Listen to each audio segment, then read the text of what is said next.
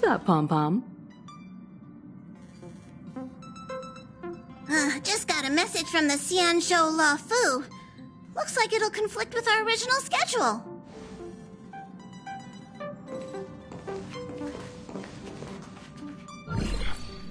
It's been a while, my friends on the Astral Express. How's your trailblazing expedition going? Soon, the Xianzhou Luofu will be holding the Luminary War Dance. Those who have aided the Luofu in overcoming the crisis are cherished allies of the Xianzhou. Thus, on behalf of the Seat of Divine Foresight, I'm extending an invitation to attend the ceremony. Your presence would be greatly appreciated.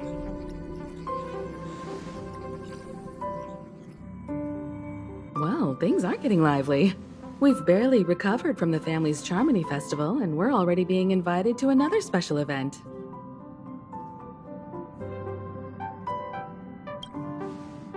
Why not think about it this way?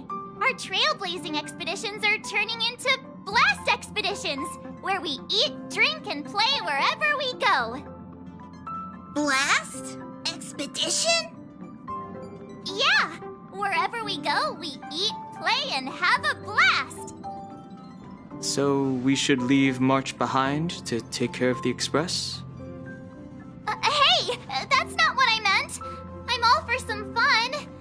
I just hope there won't be any surprise party crashers, like Friday or Saturday.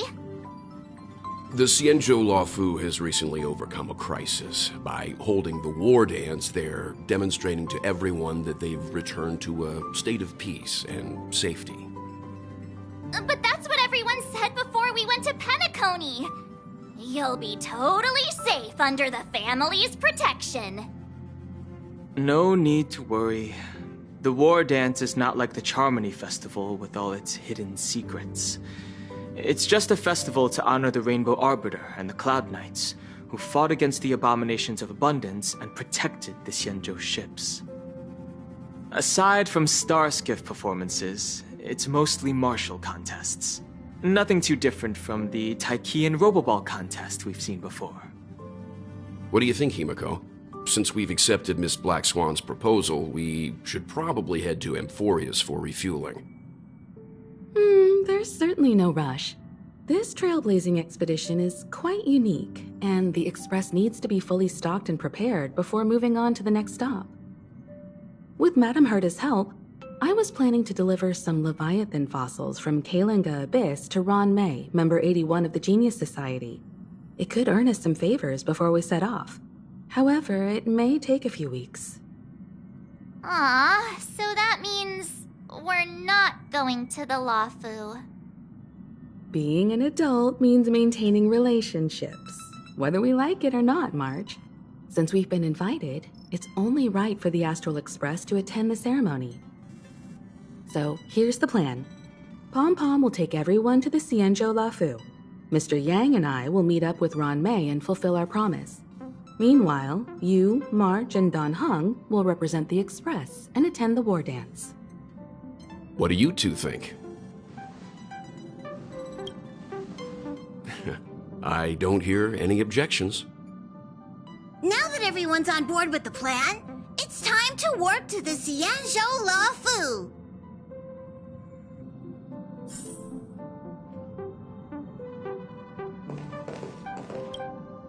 Kalinga Abyss? What does she expect to find there? Current research on the Leviathan merely proves how little we know about such life forms. That's why geniuses are interested in that field. Science is all about uncovering the unknown.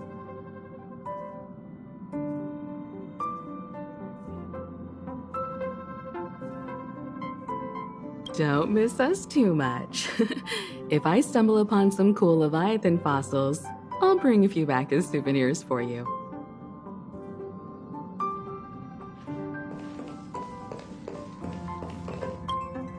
Himiko really knows how to convince people.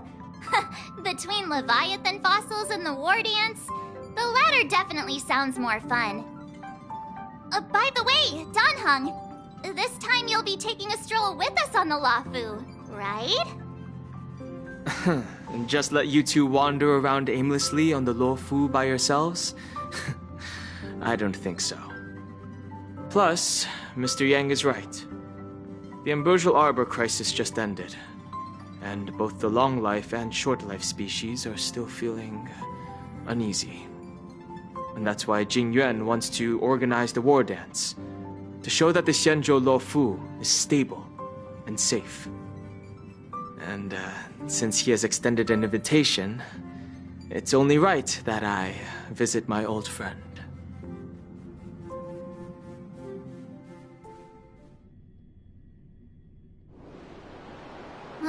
Coming back to this place brings back so many memories, you know? Hey, I'm not actually gonna recite a poem. I was just thinking about all the twists and turns we went through when we first arrived on the Xianzhou. This time, we're not being forced or enticed or chasing after wanted criminals. And we didn't have to sneak in through the cargo dock. This trip has been incredibly smooth. Quite unusual, I must say.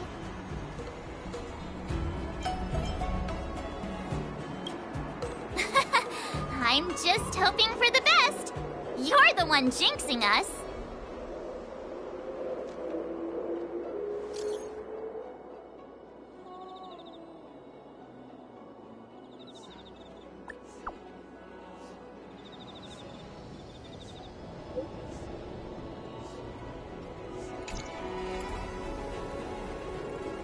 Is the Starskip Haven always this crowded?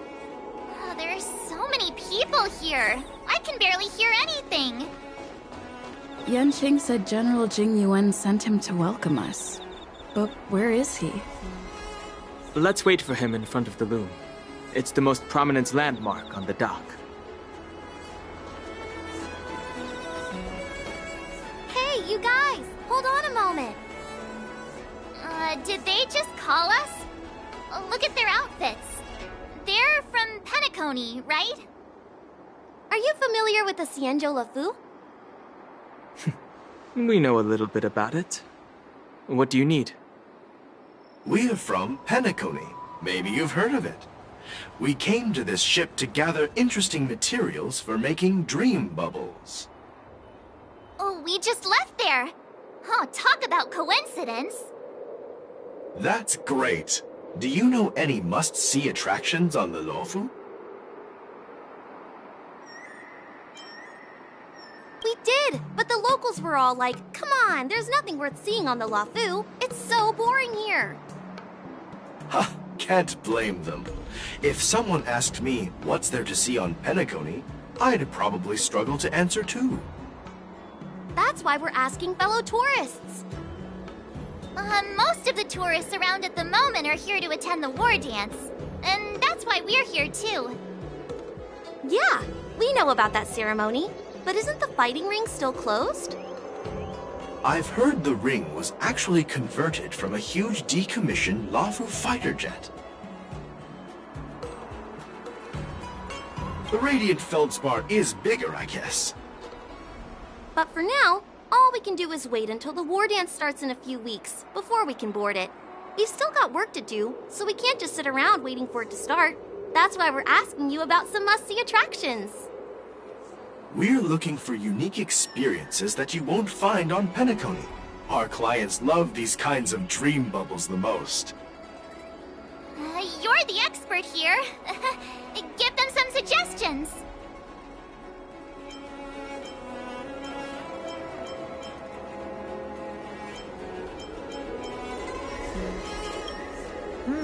Good idea. The everyday vibe of the Aurum Alley is a rare find on the planet of festivities. Everyday vibe. Yeah, our clients have had their fair share of adrenaline-pumping dreamscapes. Maybe something down to earth would touch their hearts. Thanks for the suggestion. We'll head to the Aurum Alley to gather materials. Maybe we'll run into each other there in a couple of days. Look, Yanqing's here. Really? Let's go catch up with him.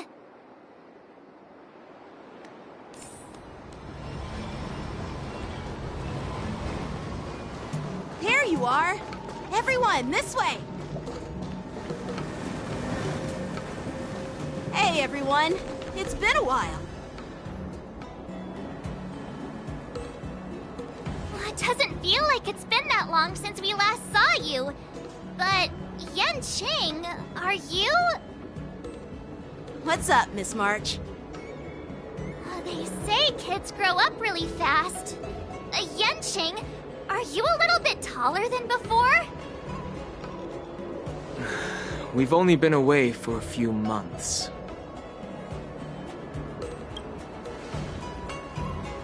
Long time no see. It's been a while. Oh, you've come along too, Mr. Danheng. Sorry for the delay. With the upcoming war dance and the Starskiff Haven being so busy, things are a little hectic. Seriously, I've never seen the Luofu so lively before. I was a bit worried that holding the war dance right after the Ambrosial Arbor crisis might be too soon. But seeing the bustling Starskiff Haven, I understand why General Jingyuan chose this timing. Yep. There's people from other delves and travelers like you three who've come from afar. With the war dance coming up, there's a huge number of visitors pouring into the Starskiff Haven. The Cloud Knights are working hard to keep the security tight. The General said this ceremony would help the Xianzhou Luofu recover from the crisis. It's a way to showcase our martial spirit, reassure people, boost morale, and attract visitors from other planets to promote trade and peace. By the way, the Xianzhou Alliance places great importance on this ceremony too. The Xianzhou ships, the Zhuming and the Yaoqing, have both sent messengers to offer their blessings. Yeah, I wonder if you've heard of it. It's known as the Star Forge, and it's responsible for providing more than half of the Cloud Knight's armaments. The Xianzhou Zhuming boasts skilled craftsmasters, and General Huayan is a top-notch craftsman himself.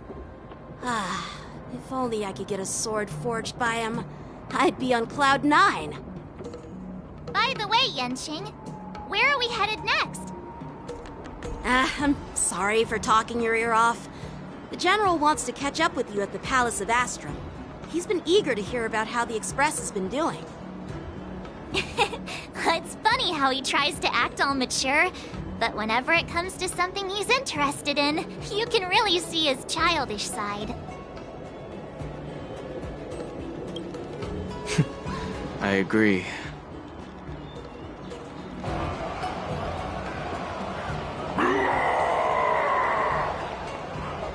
All units, assemble quickly! Get ready to protect the crowd! I just mentioned security, and now all of a sudden something's gone wrong. Excuse me, I need to go check out the situation.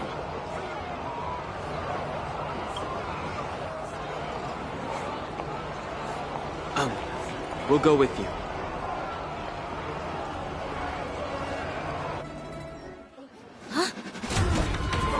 Watch out for this!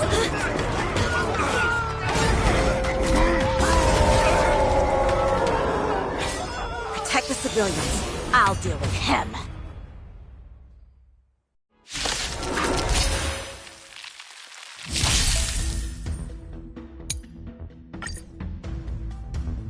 Borison? Why are there Borison here? This ends now. Don't worry, it's just They a song scrape. bring us victory. Harmony and unison. Join the battle. Detonate. Until everything burns to ashes! Set in the seas of flame! Fight to live!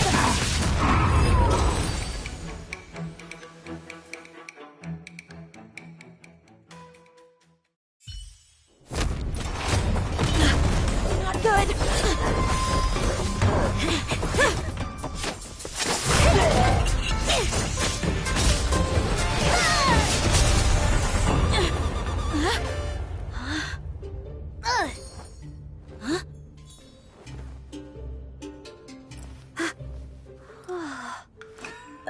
Thanks for the help.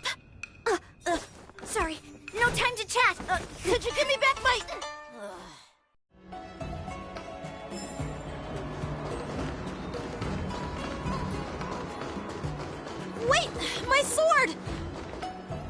I'm sorry, but I'm afraid we'll have to put our plans on hold for now.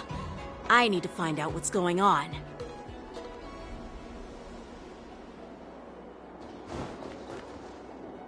While we appreciate your rescue, my Xianzhou friends, don't you think it's a bit too much to detain us and our cargo?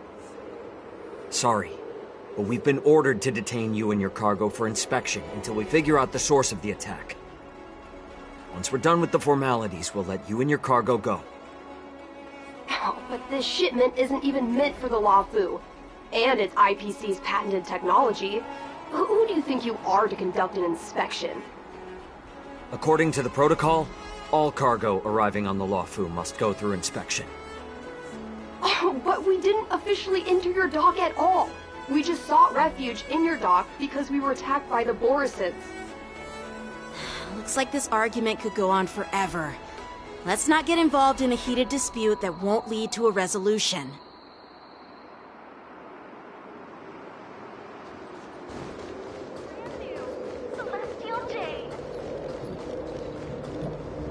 Who's in charge here? I need some answers. It's my fault. We let our guard down for a moment. I take full responsibility. With the war dance approaching, safety should be a top priority. Now, tell me, how did Borisin prisoners end up in Starskiff Haven? According to the protocol, Borisin prisoners should be held on a starskiff and taken directly to the shackling prison under strict supervision without ever touching the ground. Who allowed a prisoner transport ship to dock at the passenger terminal? Please don't blame this, Captain. This incident involves the Zhu Ming's diplomatic vessel. Who are you?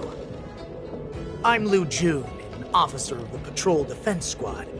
Thank you for your help, Lieutenant Yanqing. The situation unfolded rapidly, and it shouldn't be held against the captain. Here's what happened. An IPC transport ship was attacked by the Borisin just before arriving, and the Zhu Ming's diplomatic vessel came to the rescue. They fought off the Borisin pirates and imprisoned them on their ship. So, an IPC ship was attacked by the Borisin near the Luofu, and the Zhu Ming envoys saved them? Sounds complicated. Honestly, it gives me a headache too. The Zhu Ming diplomatic ship, adhering to standard procedure, docked at the passenger terminal to hand these criminals over to the Luofu. You know, with all the outsiders flooding onto the Luofu, the Starskiff lanes are under immense pressure. The Borisin desperados decided to put up a fight before the prisoner transport Starskiff could get there. And that's what you just witnessed. We'll make sure these prisoners are sent to the shackling prison as soon as possible. I see. It's an unusual situation indeed. I'll report it to the security department of the Realm Keeping Commission and ask for their cooperation in handling the aftermath. Maybe I should gather more details from others so that the Seat of Divine Foresight can have a better understanding of the situation.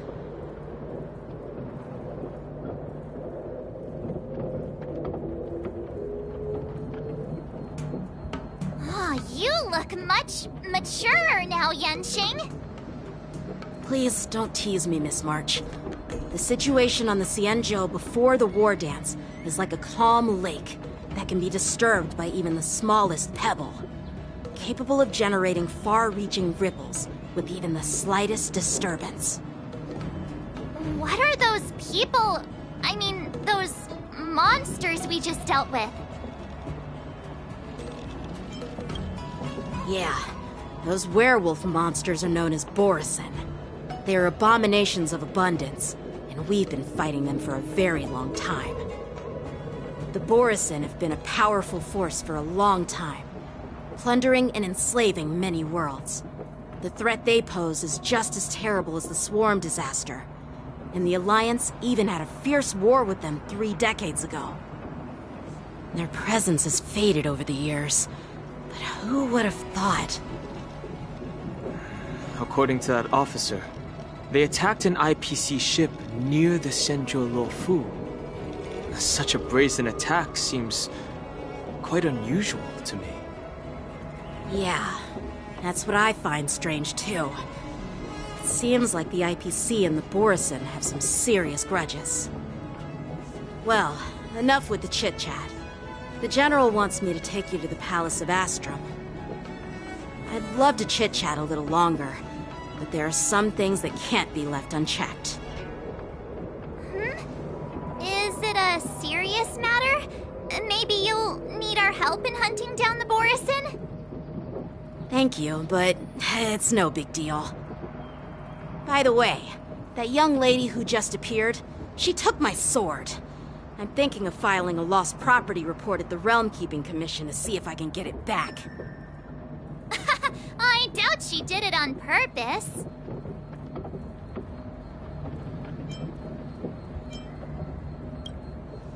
Perhaps she's around here somewhere. Shouldn't we take a look?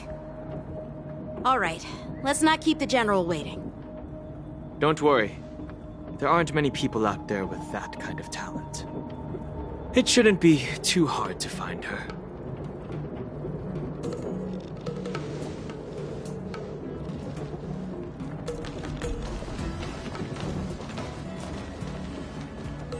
There sure are a lot of troublemakers around.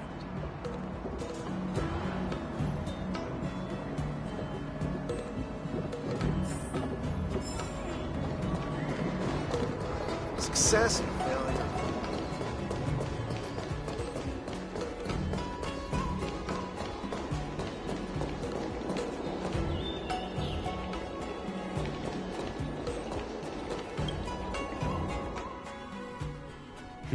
It's been a long journey, Elder Hwayan.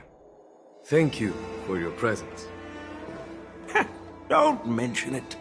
Thank you for taking the time to welcome me.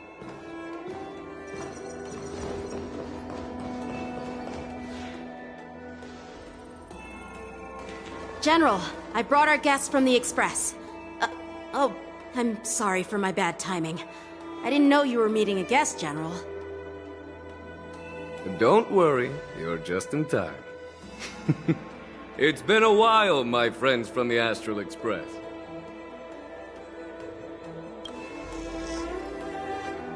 All is well when you have friends coming from afar. Allow me to introduce you to General Hwayan. He's the Arbiter General of the Xianzhou Zhuming, known as the Flaming Heart. No need to be so formal.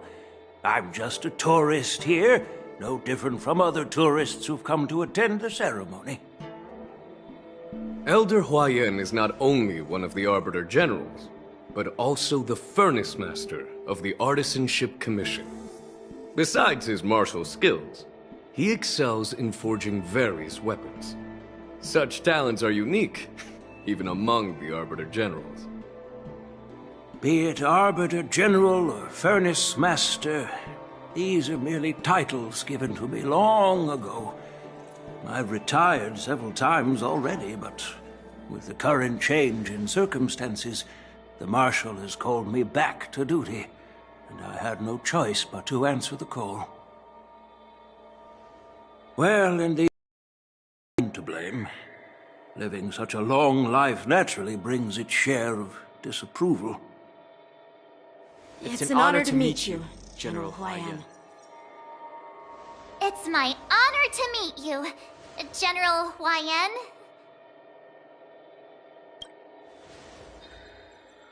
No need to be all formal. Today I'm just a guest on the Luofu, the same as all of you. So, these three are the ones you mentioned, Jingyuin? The heroes who helped you with the Ambrosial Arbor crisis? Indeed. There's Don Hung, March 7th, and her. Without their help, I'm afraid the Luofu might not have easily overcome this crisis. So, the Imbibitor Lune's reincarnation has returned to the Luofu and will attend the war dance. I'd love to have a drink with you, should the chance present itself. You're more than welcome, General Hwayan. And this young friend is? Yanqing, my apprentice. He remains by my side as my retainer due to his youth, which I hope will season him with experience. He will stand for the Luofu's Cloud Knights in the upcoming war dance, ready to take on all kinds of challenges. Great, great! It's a real treat to see so many talented young people around here today. Oh, I almost forgot. This is my apprentice, Yoon Lee. It's you! Oh, it's you. Hello. Oh, you two already know each other? Guess we don't need any introductions, then. What a coincidence! I was afraid I'd have trouble finding this girl. Oh? Now you've piqued my curiosity.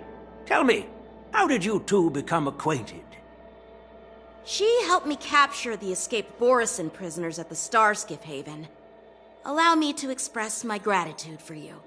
But when you left, you took my flying sword with you. Your flying sword? Oh, so that's why I found a dagger in my bag. Turns out it's yours. Yes, it is. Now that we've met again, I hope... Nope, that won't do. Won't do? You want your sword back, right? Well, you can't just take it back.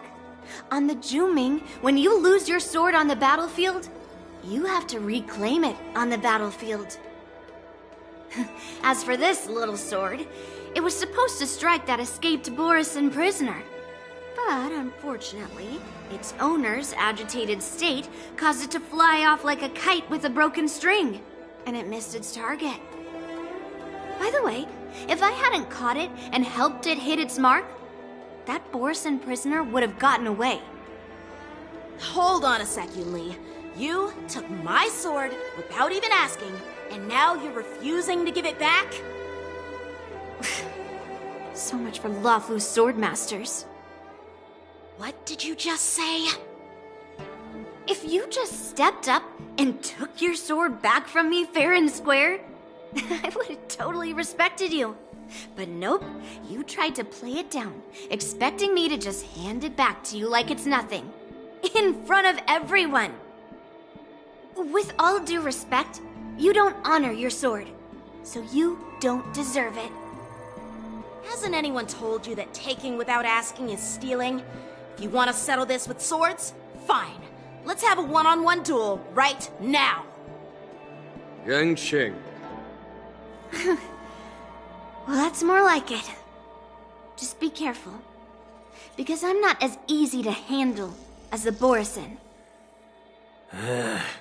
You two, be quiet and apologize to Yan Qing. Hey! Whose side are you on, Grandpa? I don't take sides. It's a small misunderstanding, and an apology would be too much. I've heard about the Zhu Ming's incredible swordplay and craftsmanship, most notably the legendary Flame Wheel Octet. Seeing Miss Yoon Lee, who is among those ranks today, well, I must say she definitely has that fiery edge. Such grandiose names. Some folks love to spin these fancy titles, trying to set the Cloud Knights apart. Yoon Lee is still just a young girl, a bit awkward and hot-tempered, so please forgive her if she's being rude. Well, everyone, Elder Huayan and I have some business to discuss. For now, Yang Qing, why don't you entertain our guests and take Miss Yoon Lee to the inn? I'll find another chance to talk with you all. I'd like to express my gratitude to the Astral Express for helping the Luofu during the crisis. That's so kind of you. I mean, you've already thanked us so many times. Please forgive me for coming at an inconvenient time. You needn't apologize, General Huayan. All right, Yoon Lee. take this opportunity to clear things up with Yanqing. Yeah. It's better to make friends than enemies. But I won't be heading to the inn just yet. I want to visit Lingsha. She just arrived in the Luofu and could use some help settling in. Yanqing, once you've helped our guests get settled, go to the Artisanship Commission for me.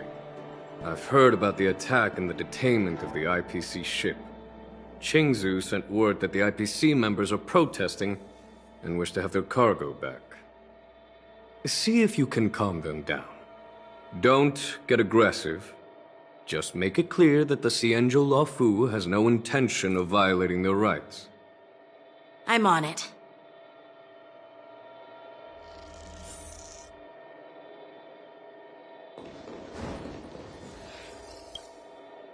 This is the report Qingzu just sent me.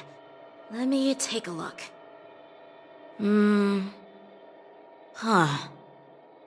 Looks like the General has given me a tough challenge. He wants me to try and help put the IPC's mind at ease. Well, it's not exactly a test. As Cloud Knight officers, we not only learn the art of war and martial arts, but also occasionally have to handle diplomatic disputes.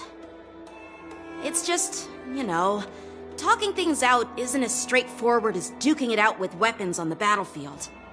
This is especially true when you're up against the IPC, with their non-stop corporate babble. Well, let's not worry about that for now. Shall I take you to the inn?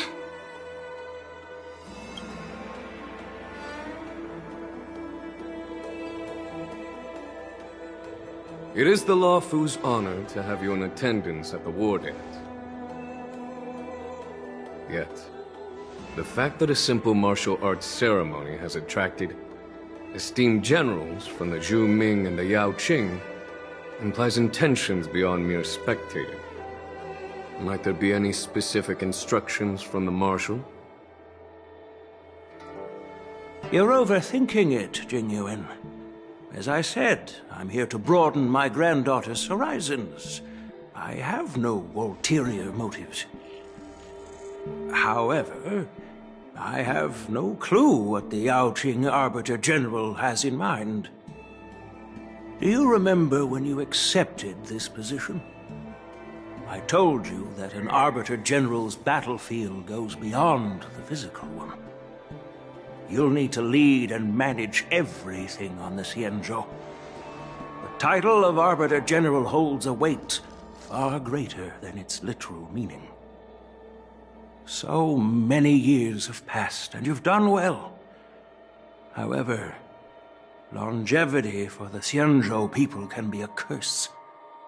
Living too long means that every mistake you made will lurk in the shadows. And one day, they'll eventually catch up to you.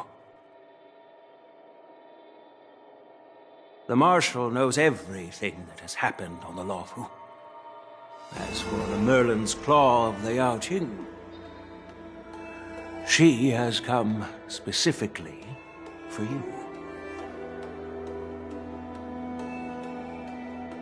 Speaking of which, why hasn't she arrived yet? They say the Merlin's Claw strikes like lightning. Being late isn't her style. That's not true, General Huaiyan. She's been here a while, but I'm sure you've heard of her unbridled nature. As soon as she disembarked from the star skiff, she mentioned having something to attend to and simply disappeared. You must be the messengers from the Xianzhou Yaoqing, I assume. We are Jiaoqiu and Moza, retainers of the Merlin's Claw. It's an honor to meet you in person, Arbiter Generals. Now this is interesting. A guest who doesn't come to visit but sends a message instead. What does she mean? Tell me, what could be more important to her than coming here? Master heard about a spectacular view in Scale Gorge Waterscape. I believe she went there to enjoy it. A spectacular view? Ha! Did you hear that, Jingyuan? This person is being sarcastic. Please do not misunderstand me, General Huayan. I was simply stating the truth. Master thought it would be inappropriate to keep you waiting, so she sent us here. Once she's finished with admiring the scenery, she'll personally come and apologize to the both of you.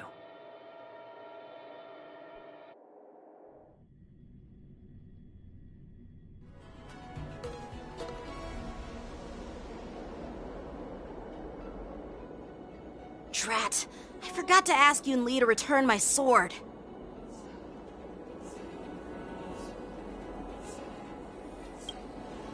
No need to bother. The Juming envoys won't be leaving the Luofu anytime soon. I'll ask for it later when we meet again. By the way, I don't know if it's just me, but the general seemed a little reserved. Could it be because of Elder Huayan's visit? Reserved? Really? Maybe I'm just overthinking things. No, you're not. When I entered the Palace of Astrum, I realized that the messenger from the Xianzhou Juming was actually the Arbiter General himself. So, the messenger from the Xianzhou Yaoqing must be the Merlin's Claw herself, I presume. That's right. Well, that's what makes this entire thing so unusual. What's so unusual about it? They simply received an invitation from Jing Yuan, just like the crew, right? The war dance is just a small festival. And now we have 2 Arbiter Generals from other Xianzhou ships here. I'm afraid they're here for something more. Maybe they've come to hold Jingyuan accountable for the Ambrosial Arbor crisis? Hold him accountable? Come on, didn't the Luofu fall victim to the disciples of Sanctus Medicus and the Antimatter Legion? Why would they blame the victim? Danshu's rebellion and Ventilia's scheming are merely one side of the story to the other Arbiter Generals of the Alliance. Only a single piece of incontrovertible evidence remains, creating an endless source of potential complications. The Ambrosial Arbor. Yes. It's undeniable that the plague mark, which was subdued by the Xianzhou Luofu, has resurfaced. But was it really a conspiracy instigated by the Antimatter Legion? Or does it indicate a traitorous intent from within the Luofu, implicating Jingyuan himself? Once the spark of suspicion is kindled, it proves hard to extinguish.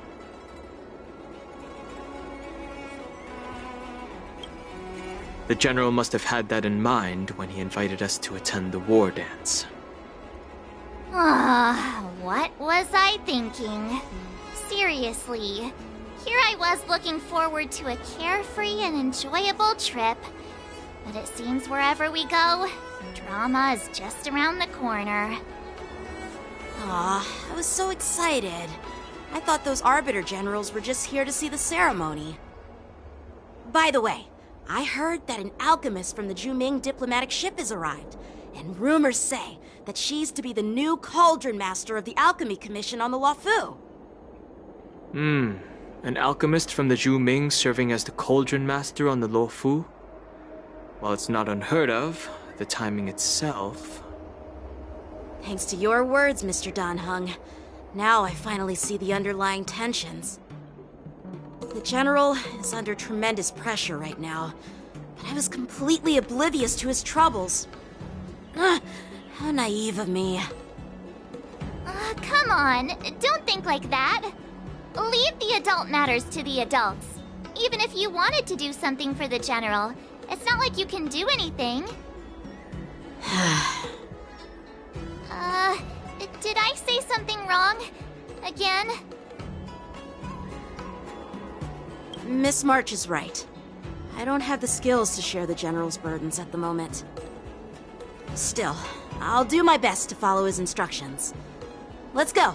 Once I've taken you to your accommodations, I need to go to the Artisanship Commission to handle the IPC's protest. He looks like he has a lot on his mind. We can't just let him go alone. Why don't we accompany you to the Artisanship Commission? This is too much trouble. While I appreciate your kindness, dealing with the IPC's workers could be tricky. I'm afraid this will cause trouble for the Express. No worries. We're pretty experienced in dealing with the IPC. You've heard of the 10 Stone Hearts? We've dealt with quite a few of them, right?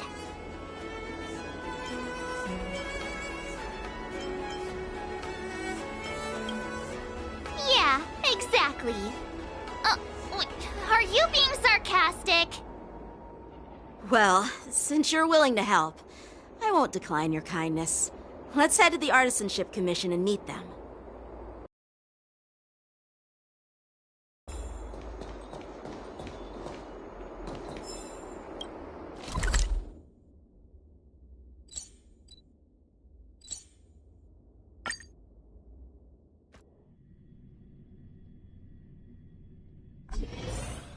Can I really reason with you Xianzhou people?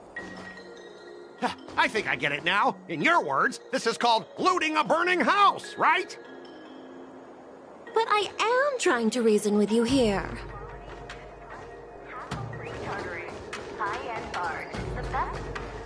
That toxic voice sounds familiar. Haven't I heard it before in Aurum Alley? You know what? This isn't my first time dealing with the Skyfaring Commission. I can handle your unreasonable ways. But straight up snatching IPC cargo, isn't that going a bit too far? Just as I've said it many times already. Once we've inspected the cargo and completed the security check, you can be on your way. Is there something wrong with your ears, or is it just your brain? I'm hearing you loud and clear. I'm thinking clear. And my answer is crystal clear. Not a chance. Keep detaining my cargo and I'll file a complaint directly with your general. I was gonna ask you the same thing. Why do I keep running into you? Staying on the Xianzhou, are you? What terrible luck. Wherever you go, disasters aren't far behind. Aren't you the guest from the Astral Express? What brings you and Yanqing to the Artisanship Commission? They're in trouble? No, it's me! I'm the one in trouble! Looks like you've met this IPC worker before. I'm not sure if that's a good or a bad thing. I was sent here to deal with the IPC protest, Miss Shikui. What's going on here? As you know, this IPC transport ship was attacked by the Borison and rescued by the Juming's diplomatic ship. Then the Cloud Knights were instructed to bring it back to the dock for repairs and inspections. And this is Mr. Scott, the person in charge of this transport ship. So, you're Scott. I've heard her mention you. Weren't you kicked off the Luofu before? Why did you come back? Like I wanted to come back. I thought I'd just dock at the harbor for repairs and leave this forsaken place for good. Little did I know, as soon as the ship entered the harbor, a bunch of Cloud Knights showed up and snatched all our cargo from the hold. What do you mean by snatched? I've told you 1,000,000 times. It's a security check. Then why did you bring the cargo to the Artisanship Commission? You even brought in some shady craftsmen. It's obvious you're trying to steal the IPC's patented technology! Listen here. Firstly, the Skyfaring Commission detected dangerous items that could possibly be weapons in your cargo hold. That's why they called me here, to double-check. Secondly, where the heck did you get the idea that I'm a shady craftsman? Even if there are dangerous items, what do they have to do with you? It's not even being shipped to the Luofu. We'll just fix the ship and be on our way. We won't unload our cargo here.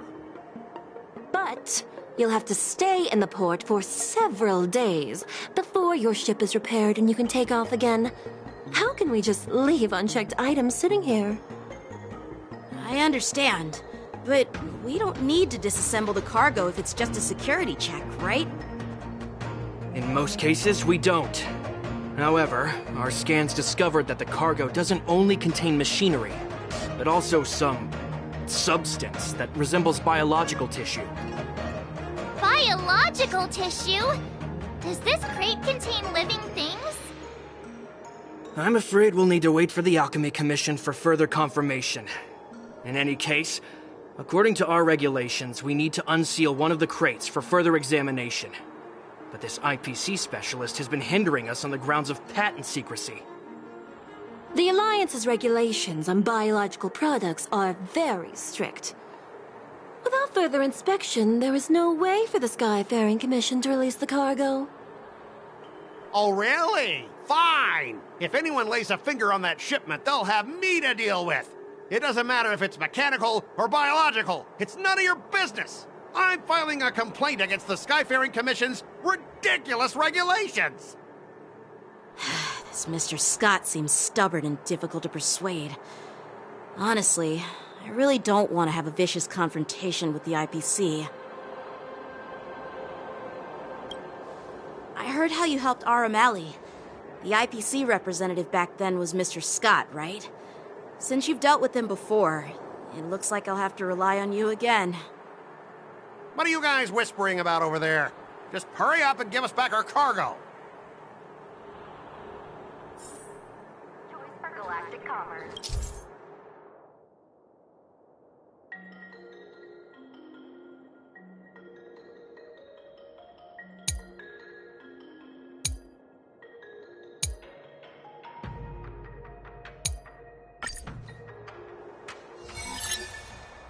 As I recall, this guy won't listen to reason and can only be persuaded with intimidation. But he does seem to follow rules to some extent. Let's use that against him. Speaking of regulations, we have our own laws and regulations, too.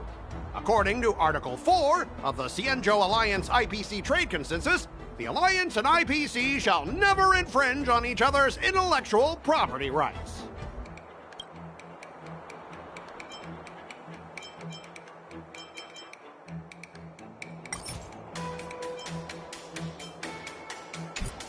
The Alliance can sign a non-disclosure agreement with you. That way, you won't have to worry about any infringements, right? We can sign a mutually acceptable non-disclosure agreement in accordance with the IPC's rules. Well, that makes sense, but how can we trust you to honor the terms? Even if we set aside the secrecy of intellectual property, these prototypes built by the Intelligentsia Guild are incredibly valuable, beyond your wildest imagination. If anything goes wrong, you won't be able to pay for it even with your lives.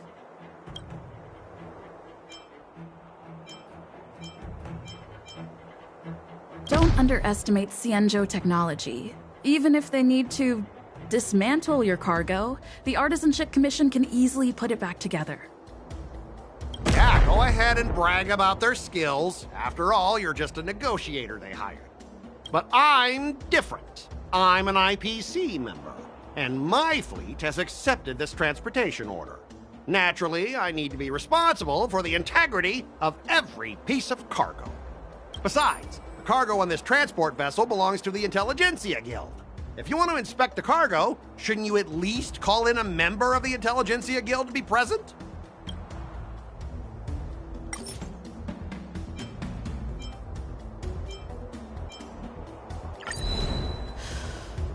Your logic is too confusing for anyone to follow. Maybe you should learn the art of communication from a monkey before you continue spouting nonsense?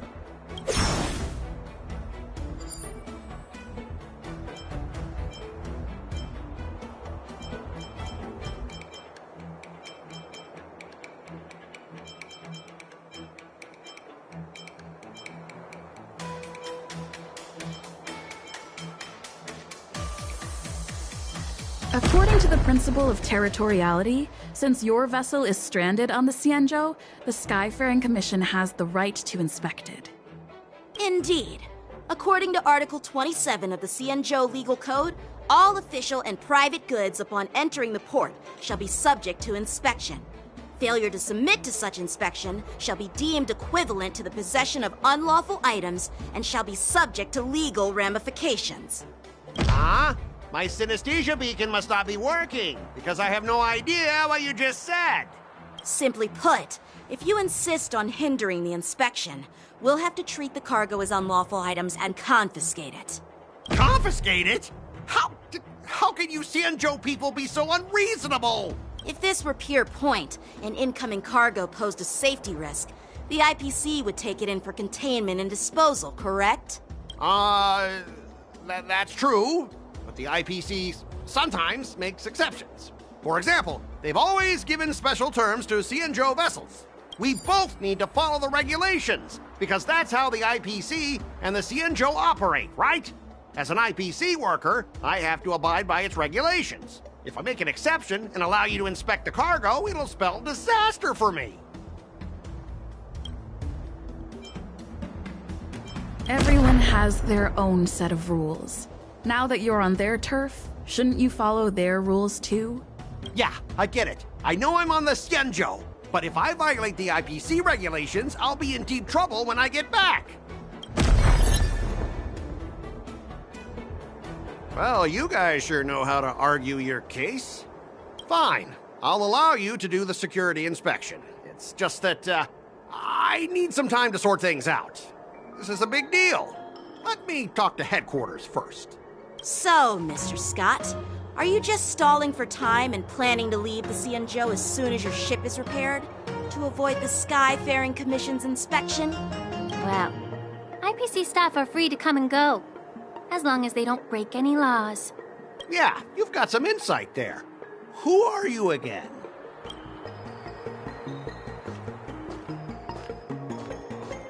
Allow me to introduce myself. I'm Lingsha, Cauldron Master and head of the Alchemy Commission on the Luofu. Could she be? Yeah, she's the new Cauldron Master assigned here from the Xianzhou Zhuming. I received a report from the Artisanship Commission about cargo containing samples of unknown organisms. It said they needed help from the Alchemy Commission. I had nothing better to do, so I came myself. It's fine, Mr. Scott. If you really don't want your cargo to be inspected, it doesn't matter. It doesn't matter? How can you say that? Why are you being so nice all of a sudden? Well, since you're not going to check it, I'll take this crate and be on my way. Is that okay with everyone? Yeah, sure. Why should I object?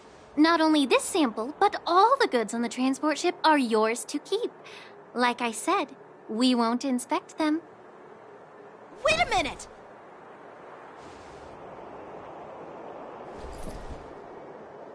Well, that's more like it. If only the young displayed a more reasonable attitude, we could have sidestepped that altercation just now. Our ship will leave in a few days once the engines are repaired.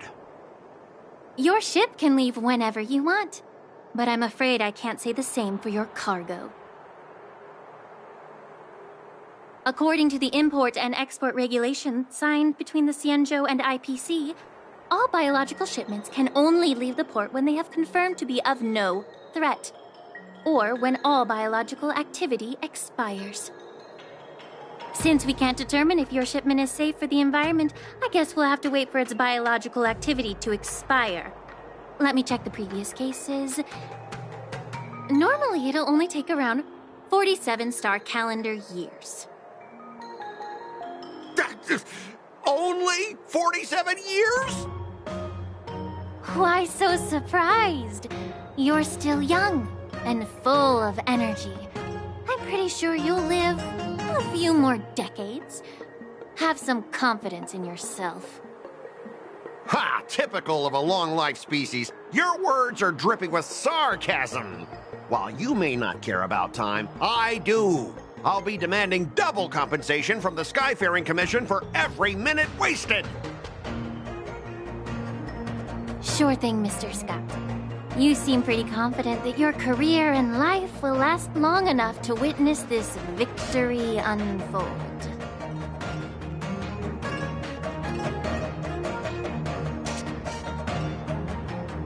Step aside, guys. Let them do the inspection. But, Mr. Scott... Come on, we're already in enough trouble. Just let them do the security inspection. And if needed, I can always grovel before the Intelligentsia Guild later. I'm just using my head for what it's apparently good for, right?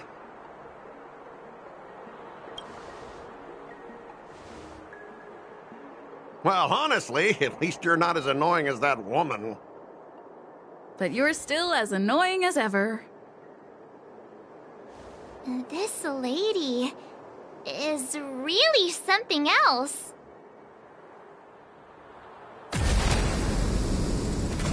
Is this the IPC product? Listen up. Any damages caused by inspections will be filed with the IPC.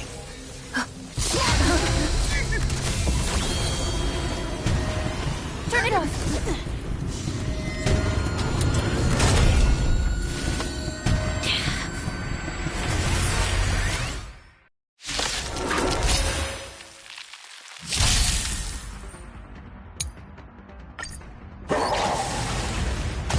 How unexpected.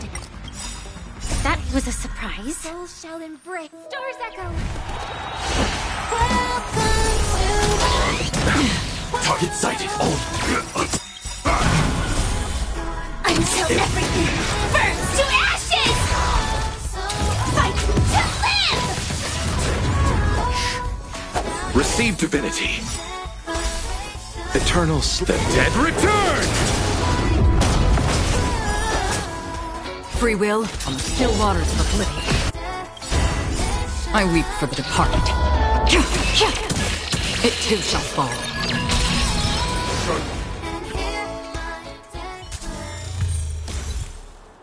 Were you seriously planning to leave this stuff unchecked at the dock for days? That's way too dangerous. I had no idea about it. You must have accidentally triggered the cargo's defense program. I don't think trying to shift the blame is a wise choice. But seriously, I don't know why that thing suddenly started moving. I swear on the Amber Lord. Enough. Miss Shikwe, please escort our IPC guest to the Skyfaring Commission. I'm on it. Please follow me, Mr. Scott.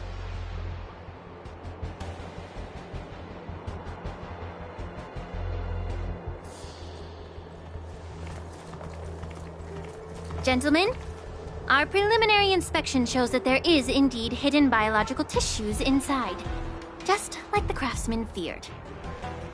I can't even tell if it's ingenium or biological in nature. The core of this device is what they call wetware in industry slang.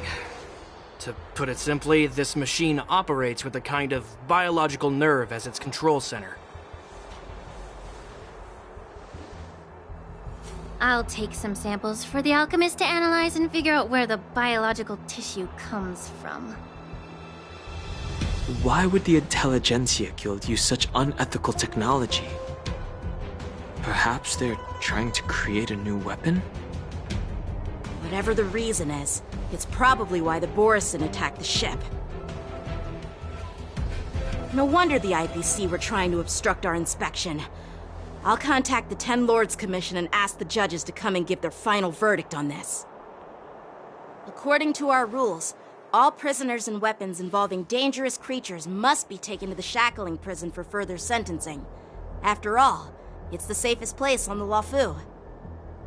As for you, Mr. Craftsman, please go with the Cloud Knights and explain the situation to the judge.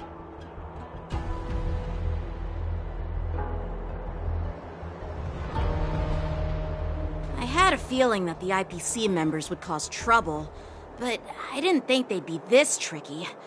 Thanks for your help, Miss Lingsha. I should thank you for saving my life. Your sword skills were impressive. Taking down that big guy. I thought the General's retainers were all burly martial masters. I didn't expect Yanqing to be so... Can't argue with that. As for you, you must be the guests from the Astral Express, right? Saving the Luofu from that crisis. It's so impressive. It wasn't a big deal. Really. It's still early, so why don't we get some tea at the Alchemy Commission? We can discuss your suggestions for revitalizing the commission. I'd be happy to accept your invitation. And you three are coming too, right?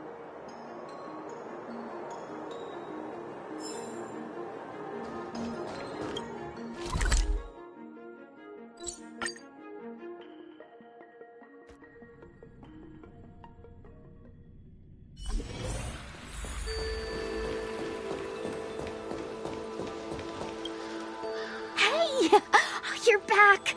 Why didn't you say anything in the group chat? I'm on duty. Let's catch up later. Cut it out. I'm carrying out my sacred duty. Stop hanging around here and find something better to do. Once I'm done in a few days, call up Lil Gui and Huahua, and let's grab a meal at Aurum Alley. It's been ages since we hung out. Goodbye.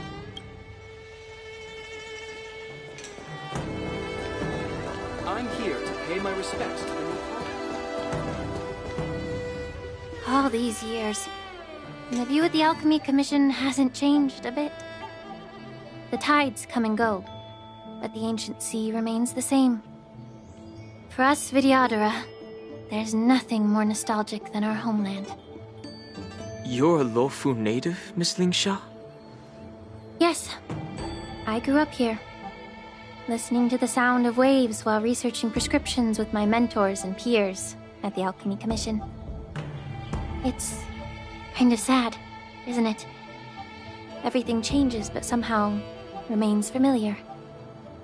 Just like you, Don Hung, I traveled far from home, and now I've returned.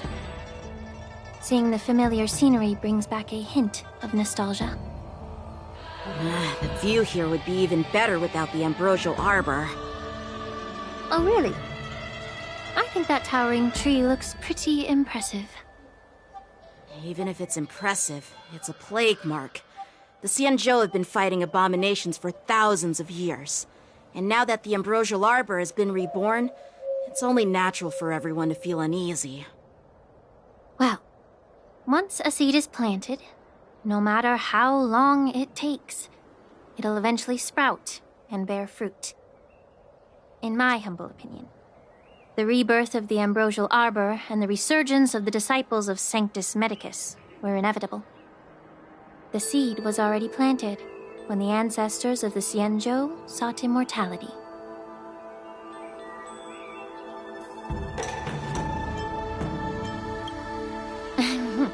My bad. Well, since you went through the entire ambrosial arbor crisis firsthand, Dan Heng and Lieutenant Yanqing, I'd like to discuss something with you. What would you like to discuss, Miss Lingsha? I was lucky enough to be chosen by the Alliance to come in and clean up all the old grime in the Alchemy Commission. Honestly, the Alchemy Commission is riddled with problems and has reached a point where fixing it seems impossible. I'm looking to remedy this problem, but was wondering if you could provide any insights. Well, even though I'm a Vidyadharan like you, I'm an outsider, just like my companions here. I can't really say much about a remedy, but I do have a piece of advice, Miss Lingsha. The Vidyadhara and the Alchemy Commission on the Luofu have always been intricately connected. If you cannot distance yourself from these ties, Miss Lingsha, changing the situation within the Alchemy Commission may be quite challenging.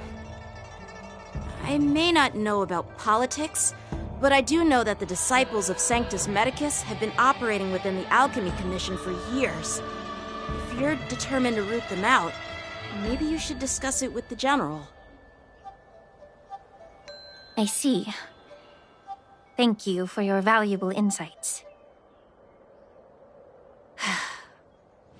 While the Lux Arrow from the Rainbow possesses unparalleled power to sever the ambrosial arbor, it can't sever mortals' desire to prolong their existence. Just like how the Cloud Knights can eliminate the remnants of the disciples of Sanctus Medicus, but are unable to calm the hearts and minds of the people within the Alchemy Commission. Our Xianzhou forebears knew this well, and that's why they entrusted the duty of guarding the roots of the arbor to the Vidyadhara. However, the Vidyadhara are still only mortal beings. 30 years ago, my mentor served as Alchemy Commission's Cauldron Master. She recognized the emerging undercurrents and sought to cleanse the source of the disturbance. Unfortunately, even though she was skilled in the art of healing, she didn't understand the human heart or how to eliminate the sickness lurking within the depths of the Alchemy Commission. In the end, she was framed and exiled to the Juming. I was also implicated and had to leave the Luofu.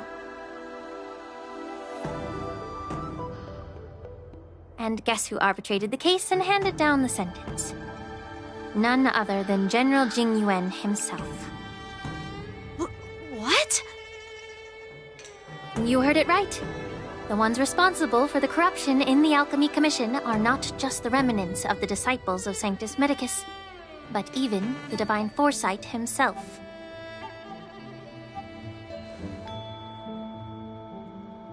Alas, why is your face turning pale, Yanqing? Don't worry about it. I understand that when someone holds a position of power, they may sometimes have to make tough decisions. I won't hold any personal grudges against him. Besides, at our age, holding personal grudges is a luxury we can't afford. Lingsha, you're back! Ugh, I've been waiting ages for you.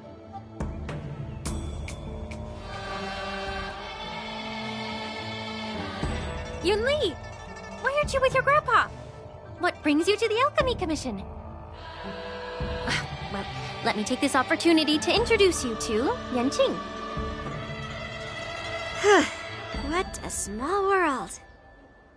You stole my sword! Give it back! I see. Let's skip the introduction part then. Why do I keep bumping into you? Are you stalking me or something? Of course not. Unlike you, Miss Yunli, I have important things to take care of. You, on the other hand, seem to have all the time in the world to wander around without returning my sword. Grandpa used to say that a sword reflects its master. I talked to your sword, and it told me that you've been distracted. You hesitate when you should strike, and you struggle to stay calm when your sword is unsheathed. Now that I see you again, I realize your sword was right. It wasn't me who took your sword. It was you who lost focus. Do you really expect me to believe that nonsense? I've been taking it easy on you because you're a guest from the Juming, but you're not taking the hint. Don't people from the Juming know you're supposed to return what you've borrowed? Just look at this flying sword.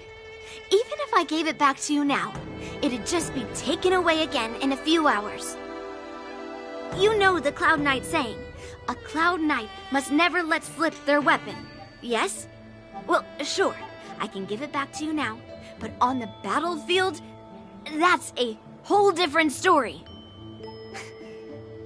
Poor flying sword.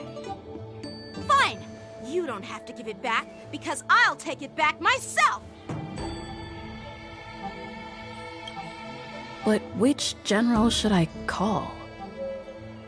Between these two, who do you think is tougher? Don't get me wrong, I'm just curious. It is my first day at the Alchemy Commission. A brawl is definitely not how I imagined celebrating it. Well, since you don't approve, I won't draw my sword here. I didn't mean it in that way. Since you've already drawn your swords, you'd be disappointed if you didn't get to test one another, right? I've received reports that the delves near the Alchemy Commission are still infested with abominations. Seems like my predecessors left quite a mess. So, if you two want to determine who's better, why not focus on them instead of each other? Clearing out some abominations? Sounds boring. It's the Cloud Knight's duty to eliminate those abominations. You don't have to ask me twice, Miss Lingsha. I'll help you get rid of them. Oh, you think you're the only one who knows how to behave? If Lingsha needs anything, I'll gladly draw my sword and help her out. It's so heartwarming to see both of you being so sweet and caring. So then, shall we get going?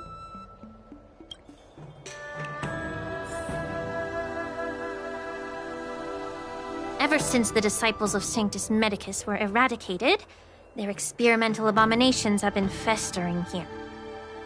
If you want a contest, I'll be the referee. The one who kills the most abominations within an hour wins. Lingsha, as always, you're still an expert in making unpaid work sound so noble and grand. It's for your own good, little Yunli. While you desire to compete against each other, I don't want to see either of you getting hurt. That's really thoughtful of you, Cauldron Master. So, are you both ready?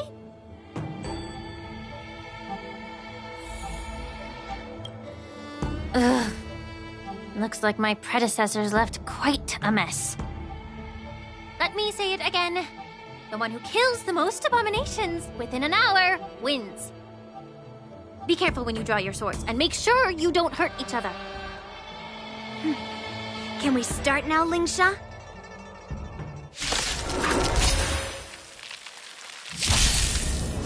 Again?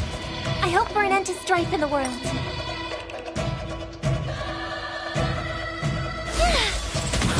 Time for swordplay! Blade and flight! Sam in position. Detonate! Until everything burns to ashes! Set the seas aflame! I didn't expect someone who can't even hold on to his sword to actually have some skill.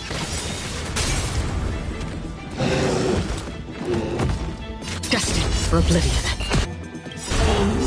I weep for the departed. It too shall fall.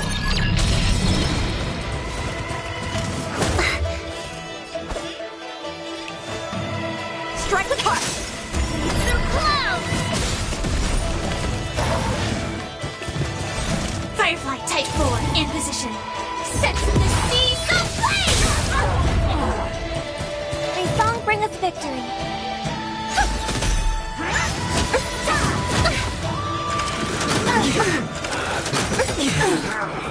Tonight, Stars Echo! Welcome to my... Still waters of oblivion. A one-time enemy! I will fight to live!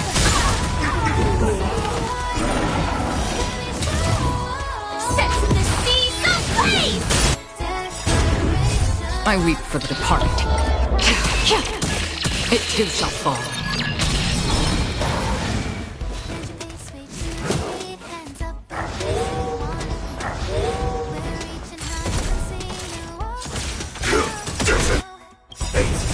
Until everything burns to ashes! Fight to live! Set the seas aflame! A one-time enemy!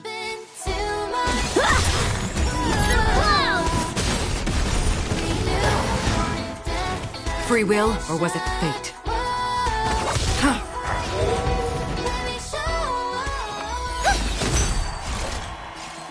Fight to live!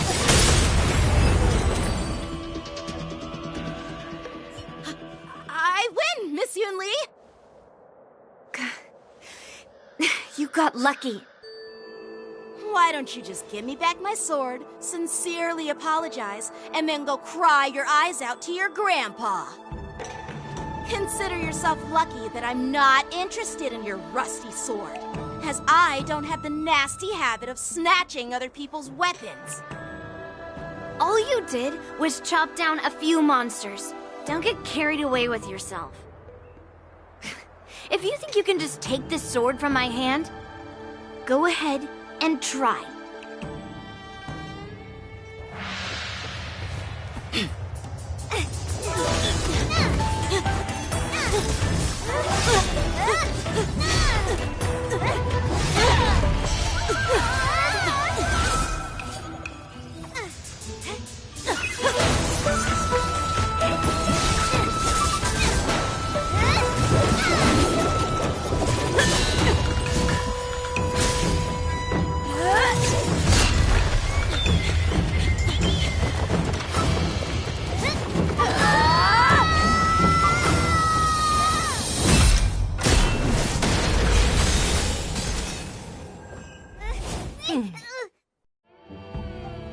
Well fought, my young friends.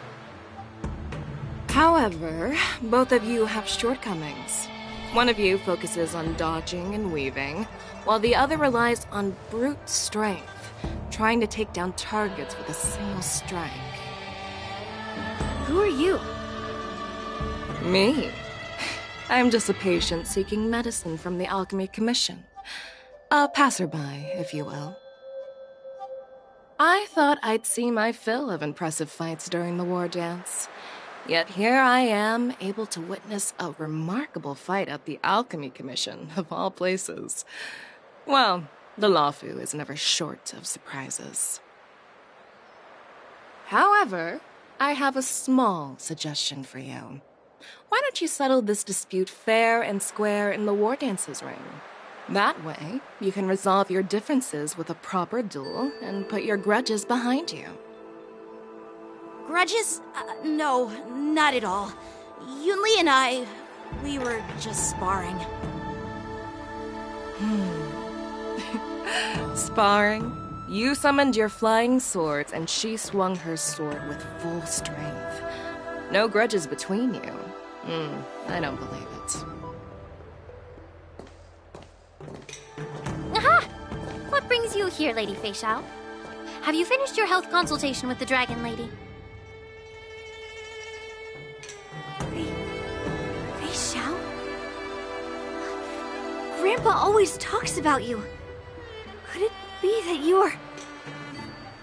The Merlin's Claw of the Xianzhou Yao Qing?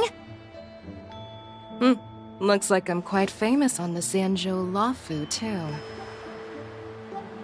Of course. Everyone has heard of the great general. Known to all, and unbeknown to none. Great General? Isn't that title a bit too narcissistic? I don't like it. Ooh, I heard there's a dozing general on the Lawfu, so I came up with a humble nickname for myself. The Lacking General. Lacking in worries, regrets, and rivals. Sounds much better, right? Yeah, that's a befitting title that sounds both humble and impressive. Now that the sparring session is over, Yanqing and Yunli, shouldn't you politely thank General Fei Xiao for her guidance and bury the hatchet? Here's your sword. Keep it safe. Or it might get taken away again. By the way, we haven't settled the score yet. I'll defeat you fair and square next time we fight. This is how she apologizes? Now that I finally got my sword back, I should report to the seat of divine foresight. I'll take my leave, General Fei Xiao.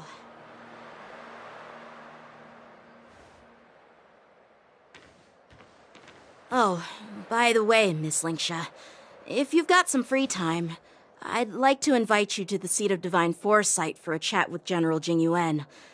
I think there's more to those personal grudges you mentioned earlier.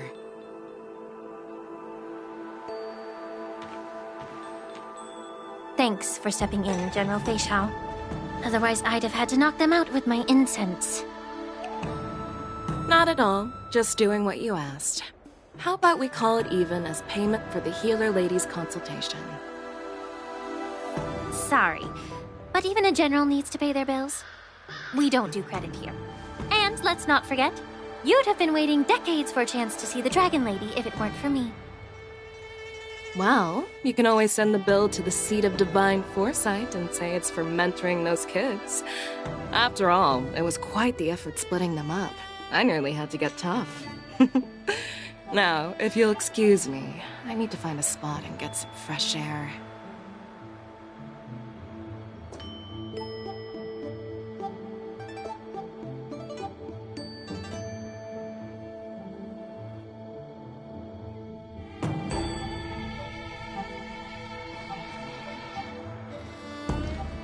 Back already?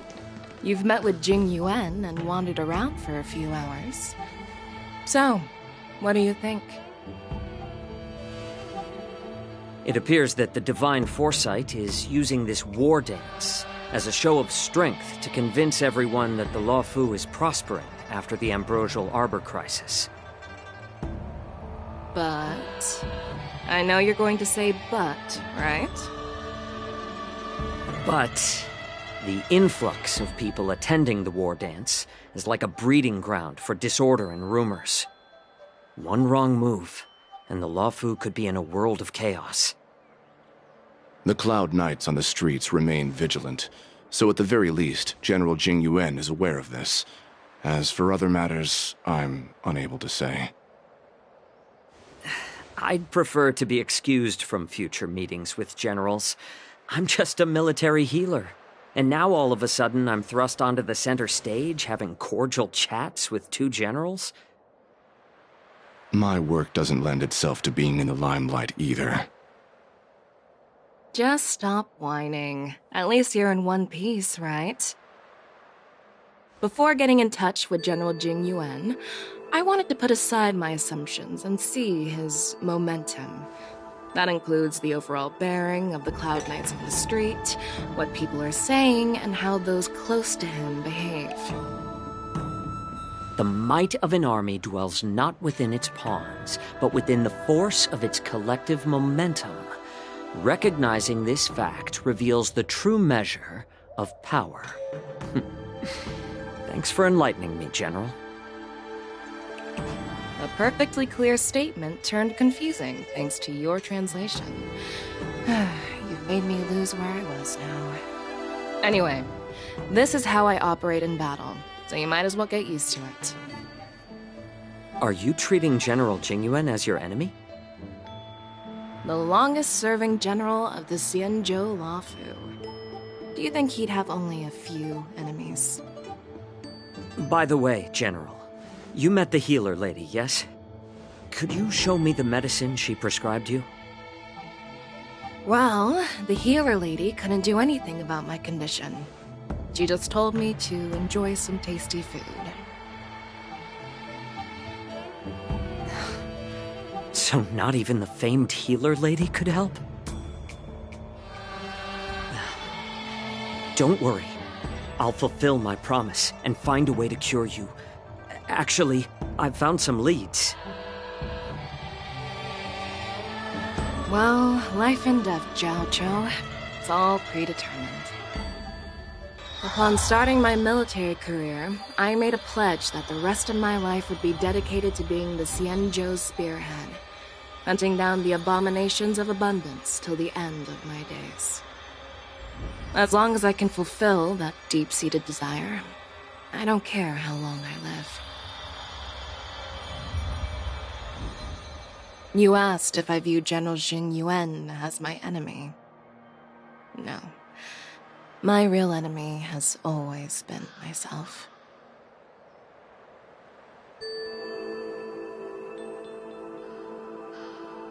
Enjoy some tasty food. So, what's for dinner tonight? Jeez. You really know how to read the room, don't you? You guys figure it out for yourselves. I'm due to catch up with an old war friend, I've not seen for quite a long time.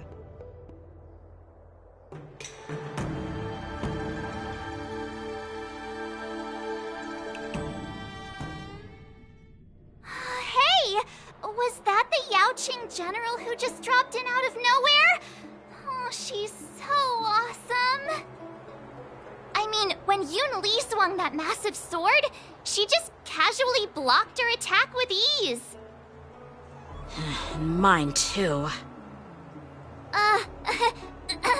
Yeah. But to go up against Yun Li is quite impressive, you know? That aura of heroism and grace. It almost makes me want to learn Xianzhou swordplay. You think so too, right?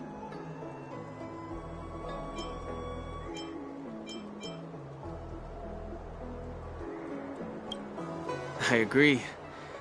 General Fei Xiao is indeed impressive. I was talking about Yanqing, actually.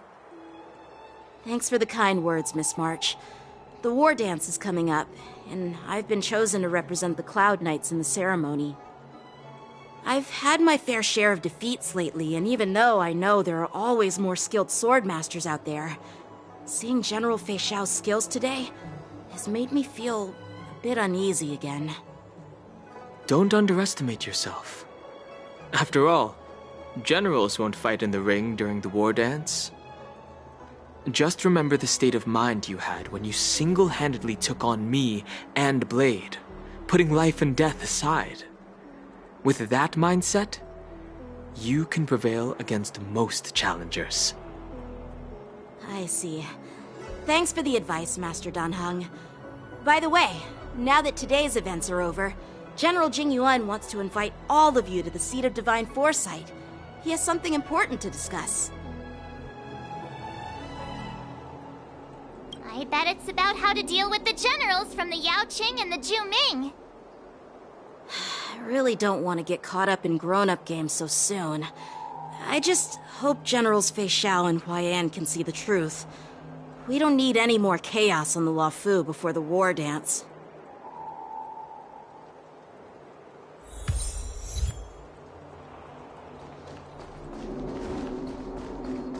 Need your extractor cleaned or your star skiff service? I don't believe in ghosts.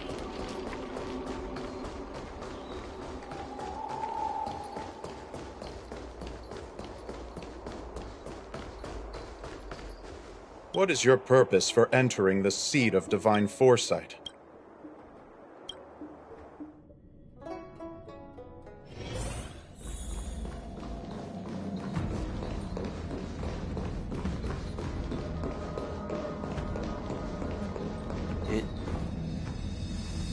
Earlier at the Palace of Astral, I introduced these guests from the Astral Express to you, Elder Huaiyan. But with all the people around, we only exchanged pleasantries. Now, I'd like to officially introduce them to you. These three braved great dangers, accompanying me into perilous places, defeating the chief culprit Vantilia, and uncovering the conspiracies of the disciples of Sanctus Medicus. If you wish to know more, please, feel free to ask us. Well, I skimmed through the reports about the Arbor's rebirth from the Master Diviner Hu Xuan. She's been summoned to the Yu Chui for questioning. There are a lot of doubts within the Alliance about this whole situation. But despite all that, I believe in you. Since you joined the ranks, you have repeatedly achieved remarkable feats. After the High Cloud Quintet each went their separate ways, despite the many criticisms within the Alliance, the Marshals still stood firm against the dissenting voices and entrusted the Luofu to you. Over the years, you've served the Alliance with loyalty and wisdom. You've taken down abominations in Thalassa, rescued the Xianzhou Yu Chui from a siege, and destroyed the demonic planet summoned by the denizens of abundance. I still remember those battles vividly. There are fools who doubt your loyalty. They're happy to see the divine foresight fail because it gives them some kind of sick satisfaction. They haven't achieved anything of their own, so they feed off the failures of others. But I've seen enough failures in my time, and I want to believe that your loyalty has never wavered. So, General Fei Xiao of the Yaoqing is the only one investigating the Ambrosial Arbor crisis on behalf of the Alliance? No. I am too. This old man's words always catch me off guard. The Marshal ordered me to come to the Xianzhou Laofu, but the document only says, attend the war dance and listen to Fei Xiao's questioning. The Marshal is well aware of Jing Yuan's purpose in holding the ceremony and understands the situation he is facing. She mentioned it because she believes both issues are important. Thanks for your kindness and sincerity, Elder Huayan. But is it appropriate to tell everyone here about the Marshal's orders? By introducing the Express's witnesses to me alone, aren't you aiming to discern the intentions behind both my actions and Fei Xiao's? Whether there's any discord between us? Well, since I'm being open and honest with you, I encourage you young folk to do the same. As for the Ambrosial Arbor crisis, all I need to do is listen. General Fei Xiao will be the one asking the questions. To be honest, I'm more concerned about the timely start of the war dance. Oh, by the way, I've prepared a gift for the war dance.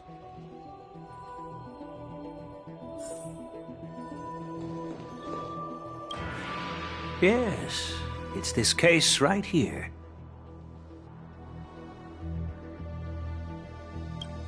There will be numerous contests and celebrations during the war dance, and the main event will be the Ringmaster's Challenge. The host will dispatch a skilled warrior to take on challengers from all over the cosmos, showcasing the excellent martial arts of the Xianzhou Laofu. When you mentioned that the Astral Express would be attending the ceremony, I thought the High Elder of the Laofu would be the Ringmaster. You humor me, Elder Huayan.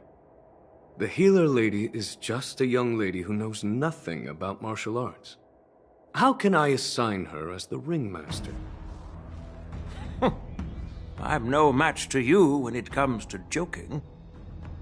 What's this box for? Why don't you open it, General Huayan? This sword case is intended for the War Dance's award. It's empty now, but in a few days, a precious sword will be delivered and stored inside. I don't mean to boast about our skills, but this sword represents the pinnacle of the Zhuming's craftsmanship. It has a legendary history, full of heroic tales from foreign lands, tales that are too detailed to be summarized in just a few words. Since the delegation delivering the sword hasn't arrived yet, I'll just leave the case here for now. I've been wondering who would be worthy of such a sword. And then it hit me. I can award it to the champion of the Ringmaster's Challenge. The ceremony's champion is sure to be a perfect match for the sword. Moreover, I hear that Yanqing is an excellent swordmaster, and that he will be representing the Laofu as the Ringmaster. So it seems like a perfect gift for him. Thank you for your generosity, Elder Huayan. If you want to give me a sword, just say the word, Grandpa. No need to beat around the bush. You've got confidence, my girl, but I don't think you can best Yanqing. I know you're all about swords, Miss Yunli. It's just a shame that it's the sword that ultimately chooses its rightful master. Yeah, and even if someone gets their hands on such a precious sword, it'll probably end up in someone else's. The outcome of our duel at the Alchemy Commission is still up in the air. Since you're interested, Why don't you represent the Xianzhou Jiming and challenge me in the ring? That's exactly what I had in mind. Nobody knows who's gonna come out on top. It could be me, could be someone else. It'll probably be me. But whatever happens, it won't be him. Not to be rude or anything, we've been watching their drama. I'm dying to find out who beats who. Quiet down. We have other guests here. I've prepared this sword to add some excitement to the ceremony, not to have you two squabble. It's not a good look for the Alliance. While you both seem confident that you'll win, you need to remember there can only be one winner and one loser in the ring, which could lead to hard feelings. Actually, I have an idea. We don't know who the winner will be, and it might not be either of you. But if you're eyeing that prize, you'll need to work together. I want you to take on an apprentice who will take part in the war dance and win at least one match. How does that make sense? In my humble opinion, while a Cloud Knight is commendable by securing victories, it's even more so to pass on your skills and spread the way of swordplay. I'd be greatly pleased if this apprentice could represent the Express in the war dance by displaying their Cloud Knight flair and prowess. Well, Elder Huayan's idea is quite interesting. Imparting swordplay skills requires teamwork, and both the winner and the loser will learn a valuable lesson regardless of the outcome. The question is, whom should the two of them take as an apprentice? Huh? Who? Wait, me? I noticed just now that Miss March seemed quite interested in the outcome of your sword fight. So I thought, why not teach her the art of swordplay? Oh, wait. Are you serious, General? Why am I being dragged into this all of a sudden? I've never practiced swordplay before. I'm a total newbie. You really think I can learn it? Well, you'll probably realize I have no hope and give up on me. And that'd be so embarrassing. Isn't this a perfect chance for you? I remember you mentioning that you wanted to learn some sword moves. Yeah, I did say that. But this is all happening so quickly, don't you think? Miss March is like a piece of jade in the rough, just waiting to be shaped. The war dance is the perfect opportunity to see what heights she can reach. I appreciate your kind words, General Huayan. But won't teaching me swordplay be a waste of Yanqing and Yunli's time? They should be preparing for the ceremony. Plus, I heard that each swordmaster has their own special moves. What if they let something slip while teaching me? If everyone knows each other's tactics, won't that make it hard to catch people off guard during the war dance? That's considerate of you, March 7th. But don't worry. It'll take you at least a decade of hard training before you can even start learning special moves. No need to freak out. A few Juming swordplay tricks will mean you'll be more than equipped. Really? Looks like March's curiosity has been piqued. The whole point is to know each other's moves.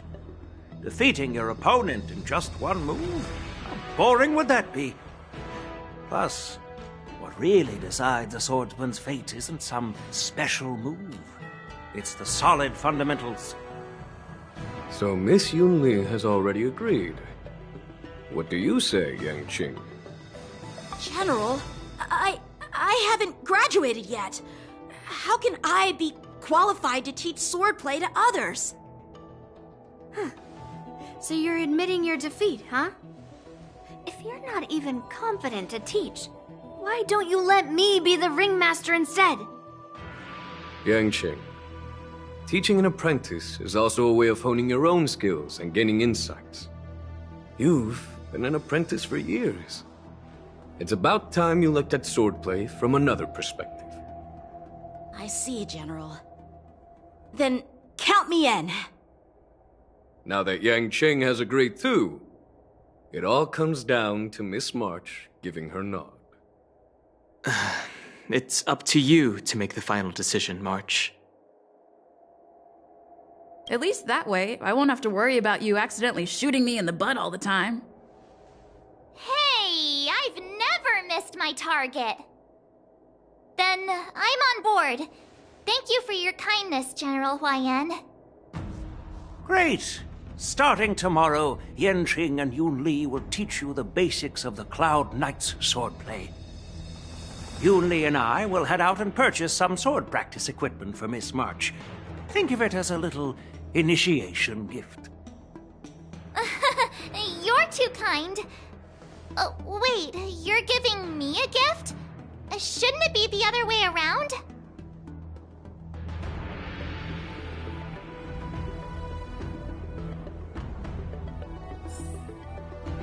General Huaiyan's gone. Wait, why does something feel off about what we talked about?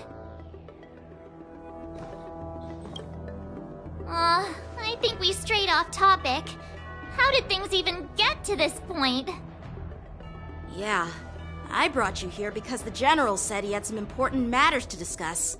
But how in the world did Yun Li and I suddenly become Miss March's swordplay mentors? Because General Huaiyan wants us to stick around on the Luofu for some time.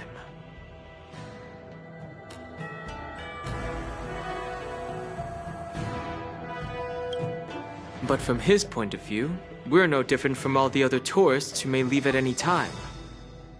Since the crew's actions were mentioned in the Luofu's operations log were given to the Alliance, he probably wants to see firsthand if we're as capable as the report claims, or if we're just some made-up excuse to save face. And he wants to see it for himself during the war dance, which is why he even dragged Yun Li into this. What began as a simple contest between two sword masters has now evolved into you two collaborating to mentor March. Elder Huaiyan is still that tricky general who likes to give everyone a headache. My apologies. Truth be told, I invited all of you to the ceremony because I wished for you to act as my witnesses. Now, I apologize for not disclosing this information earlier. In the coming weeks, I'll also invite all of you to a meeting with General Fei Xiao, where you may need to answer her questions and clear up any doubts she might have. So please, be prepared for the meeting.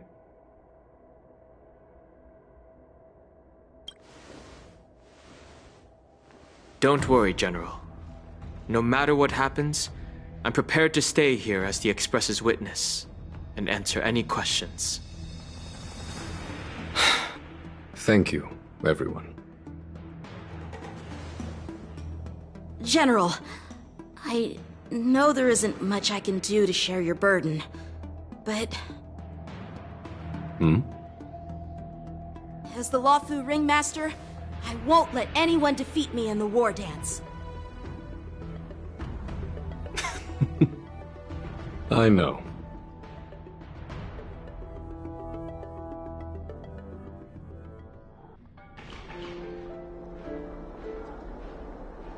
The illustrious Merlin's Claw waiting for me? And for so long, too? It's quite an honor. It's been a while, General Fei Xiao. It's been 30 years since we last saw each other. Right, Yukong? Yes. Back then, you were the vanguard of the Yao Qing's Verdant Knights, and I was a pilot of the Luofu's Rainbow Orbit Fleet. Who would have thought that upon meeting again, you'd be a general, and I'd have given up flying? Really does feel like a lifetime ago. Well, I wouldn't say I haven't seen you in 30 years. After all, your great victories are announced through the Yellow Bell resonance system every day. So I'm well aware of your great feats. How's your health holding up? Still stable, I suppose. Do you still remember the medic who saved me in battle? That healer with the odd name and peculiar temperament. What was his name again? Was it Pichu? Or Kachio? Jiao Chou. He's been my retainer and personal healer, delegated by the Alchemy Commission from the Xianzhou Yaoqing. Over the years, he's dedicated himself to managing my condition. It's thanks to him that I'm still in good health thus far. I'm relieved to know that you're safe and sound. Well then, since you and Elder Huayan are here, I imagine you must have received orders from the Marshal? As your friend, may I ask how the Alliance intends to punish the General of the Luofu? The Arbor's rebirth has frightened the Elders who lurk behind the scenes. They fear the resurgence of abominations, much like what happened 30 years ago. Although the report from the Luofu explained all the details, we don't know if the Ruin Legion really invaded, or how exactly the Stellaron Hunters and the Astral Express became involved. This puzzle has many missing pieces. As you know, the fugitive Jing Liu, who mysteriously disappeared many years ago, has resurfaced. This time, she has brought along an Outworlder and a coffin, claiming to offer the Marshal a method to fight against the Eons. The Luofu Preceptor has also leveled accusations against Jing Yuan for neglecting the Alliance's principles. She asserts that Jing Yuan enabled the exiled Imbibitor Lunae to re-enter the Luofu, thereby unlocking the lunarescent depths within Scale Gorge Waterscape, which in turn disrupted the Vidyadhara's dutiful watch over the Ambrosial Arbor. It is for these reasons that I have come here to the Luofu today. Well, duty calls. Perhaps I shouldn't have mentioned all of this to an uninvolved person, but since we once fought together, I didn't want to keep you in the dark. Perhaps pretending you didn't hear any of this would be for the best. I understand. I'm sorry. I was out of line. I know I shouldn't be defending General Jing Yuan right now, but... well, you know how I am. The Luofu has enjoyed centuries of stability since the end of the sedition of Imbibitor Lunae, much of which can be attributed to General Jing Yuan's masterful strategizing. Unfortunately, for a long-life species, enduring through the ages always culminates in a failure that undoes all previous achievements, a moment that our adversaries relish. That's true. And that's why I'm also here for another purpose. To visit Hule. Hule? You mean that Hule? The Borisin warhead? The same Hule who has been imprisoned in the shackling prison for over 7 centuries?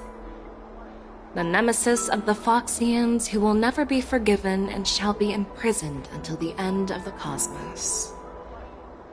I can't quite remember the exact wording, but yes, the very same Hule. Usually, only emissaries from the Xianzhou Yaoqing Skyfaring Commission visit him once every century. Why do you have to visit him now, of all times? The Foxians and the Alliance made a pact to combat the abominations, aiming to achieve justice and free their kin. That werewolf monster is to be forever imprisoned in the dark recesses of the shackling prison, facing unending retribution. Given the situation on the Luofu, those on the Yaoqing are concerned about Hule's imprisonment. I'm afraid that the routine visit every century is no longer sufficient to ease their concerns. That's why I was sent here, to reassure them. It's all bad news. Well, not everything. There might be a silver lining. Oh, by the way, I found some clues about the thing you asked for. Tell me more. The Verdant Knights followed the route you mentioned and discovered the wreckage of the Whistling Flame ship. Unfortunately, there were no survivors and no cargo. However, someone had already been on the scene before we arrived. Our people? Or someone from the IPC? No, neither. Yukong, have you heard of a person named Ron May?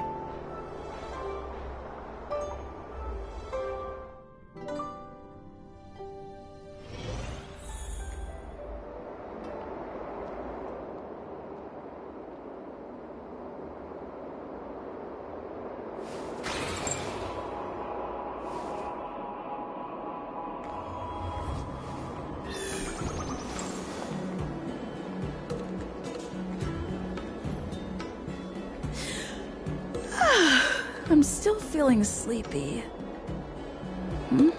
Did I oversleep? Where did March and Don Hung go?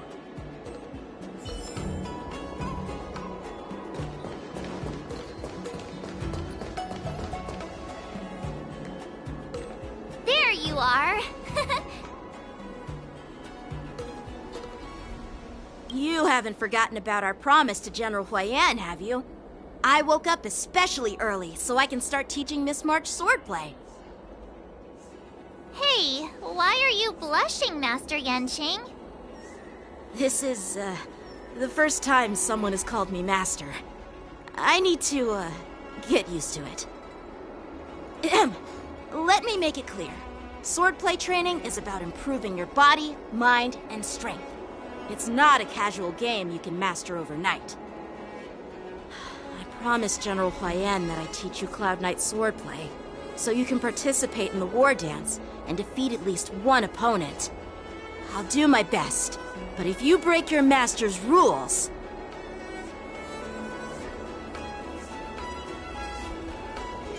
Fine.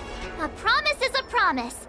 Since I promised to study hard, I'll do my best starting today. Great! That's the spirit.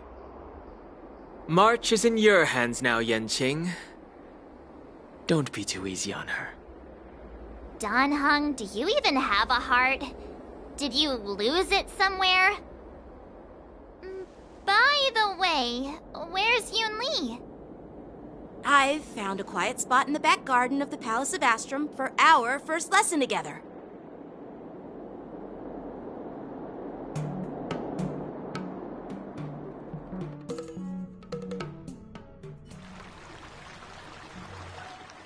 Seriously? It's the first day, and you two are already late? Why is everyone on the Luofu so laid back? So disappointing. Master Yun Li, you're already here. Sorry for keeping you waiting. Oh, wait. Were you trying to teach her in secret? That's sneaky. I'm just showing you what Luofu etiquette is all about. She might be my apprentice, but it's customary for the master to personally escort their apprentice to the place of learning. As the host, I'll be teaching Miss March the essence of Luofu swordplay, after which she'll emerge victorious in the war dance ring. You won't be complaining about Luofu swordplay then. Stand aside, rookie. Let me show you how we Zhu-Ming sword masters treat their apprentices. Quickly, over here, Miss March. This is a reverse mentorship gift from me to you. I hope you put it to good use. What's this? Xianzhou clothing? It's so beautiful! Sword practice requires precise movements. This outfit is tailored to fit perfectly and allows for smooth movements. I even added some small accessories. I put a lot of thought into it. You're awesome, Master Yun Li! See? See? How can you compete with me? I'll teach March 7th the essence of Zhu-Ming swordplay so she can win the contest with my sword skills. Actually, I've prepared something too. Huh? You have a gift for me too, Master Yanqing? Since you want to learn swordplay, Miss March, you'll need suitable weapons. So, I went out of my way to prepare a pair of swords overnight. Unfortunately, I didn't have time to ask the craftsman to customize the swords for you. But I did my best to choose ones that look nice and are suitable for a beginner. I hope you like them, Miss March.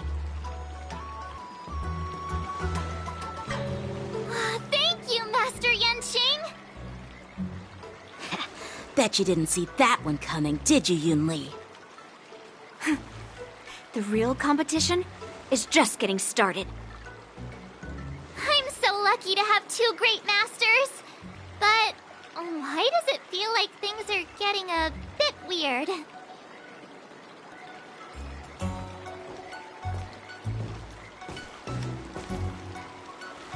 So what do you think, masters? Does this outfit suit me? Perfect. I chose it carefully. It's perfect for beautiful young swordswomen like you and me. Alright, let's get started with the training. The person next to me is a Cloud Knight instructor I've brought in. For your first lesson, try exchanging a couple of moves with him. Wait. We're having actual combat training for the first lesson? Isn't that a bit too intense? Well, I heard you have some experience with archery and martial arts. The first thing we're going to do is see just how strong your fundamentals are. Come on, step forward and strike with the sword in the most natural way you can think of. It's important for us to grasp your natural movements so we can decide where to start and what you need to learn. If you're ready, let's begin. Okay.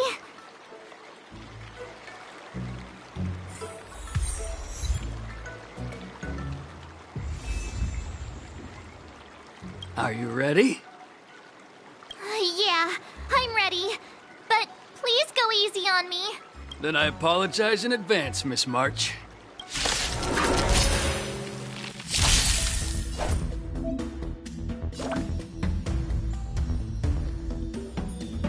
Please, have some tea. Pay close attention, Miss March. Luofu swordplay is all about being swift and agile in your movements. Strike with heart! Right on time. Ignore him. Strength is everything. Yes, you! Like this? Well done! Practice is over. Swords descend!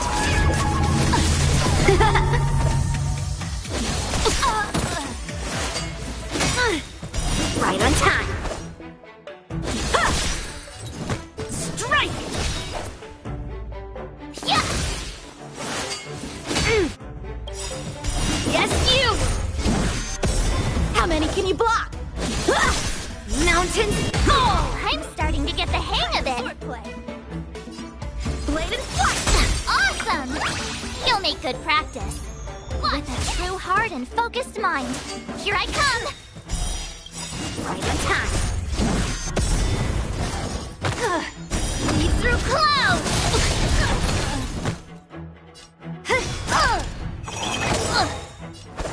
Time to show you what I can really do. Azure Dragon, White Tiger, less cards! Watch this! What are you mumbling about? Isn't this sword technique? Shouldn't I be saying something cool?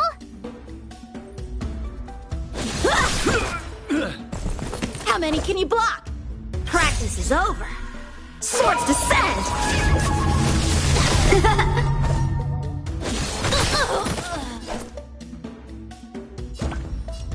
Nice job! Yes, you! Oh, I get it! Alright, check out this move! Melt! Strike with heart! Yeah! Time to show you Azure Dragon, White Tiger, less cards! Watch this! Severing mountains!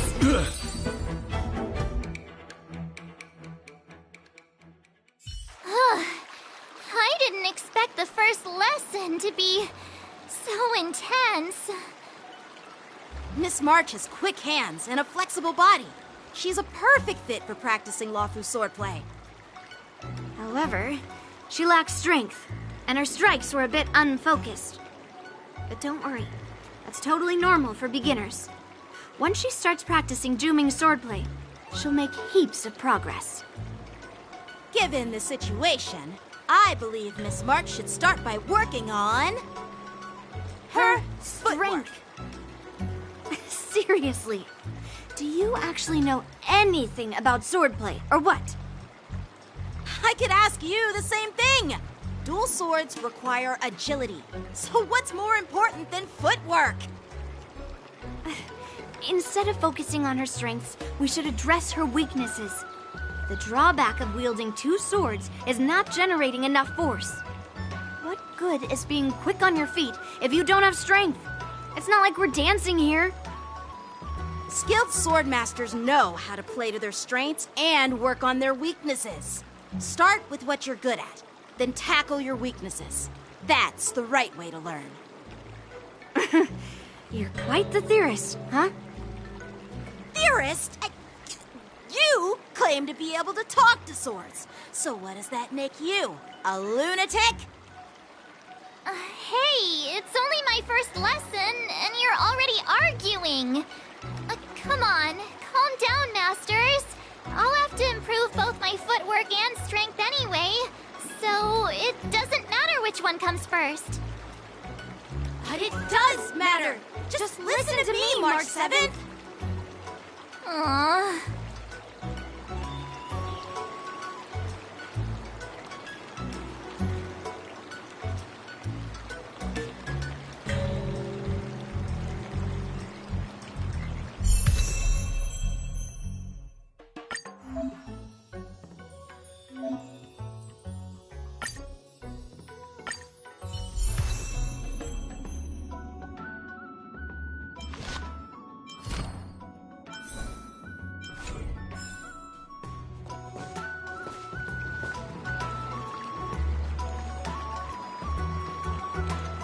Dear Himeko, Mr. Yang, and Pom Pom, we're all good here on the Xianzhou Lafu, so no need to worry. By the way, how's your trip going? As for me, I've somehow become the apprentice to two Cloud Knight sword masters, and I've been honing my sword skills with their guidance. One of them is Yanqing, the boy we've all met before. The other is Yun Li, the granddaughter of General Hua Yan from the Xianzhou Juming. Both masters are super strict, giving me a real taste of how hard sword training can be. I tried to drag her into this, but she refused. Then I tried to rope Dan Heng in, but Master Yanqing wouldn't have it. Still, I didn't let the difficulty get to me. In just a few weeks, my sword skills have improved a lot.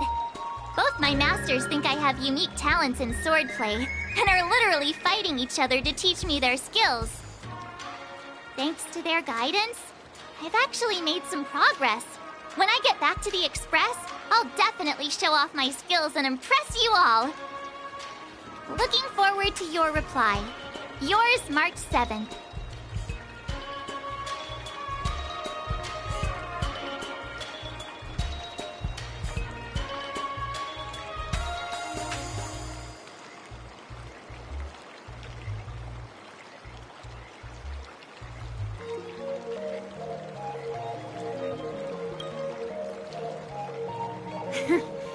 Well done!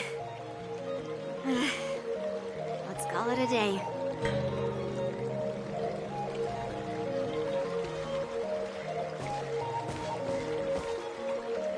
Miss March's sword skills are really coming along. She'll hold her own just fine in the war dance.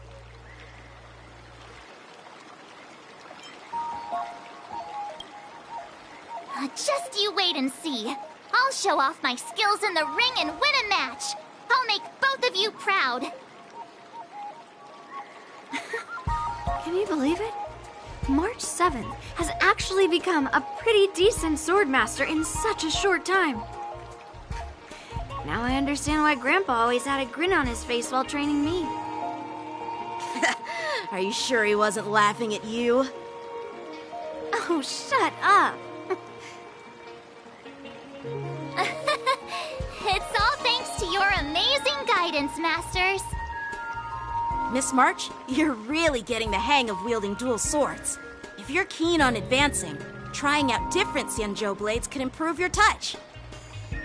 Oh, let me see. Which sword is the most powerful? Single sword? Great sword? Or maybe a flying sword? There's no such thing as the most powerful sword. It's all about the skill of the sword master. Yanqing wields several flying swords, while I only wield one. But remember how I kicked his butt at the Alchemy Commission? First, you didn't kick my butt. Second, you'll never kick my butt. Third, how about we settle this right now and see who kicks whose butt? Yeah, I'm up for that. And if I kick your butt, you'll drop out of the war dance. Deal? Why are you two arguing again? I thought things had been improving between you lately. There was talk that the leading disciples of the Luofu and Zhuming generals were supposed to face off in the war dance, but for some reason, they suddenly teamed up to train an apprentice of their own. Turns out, the rumors are true.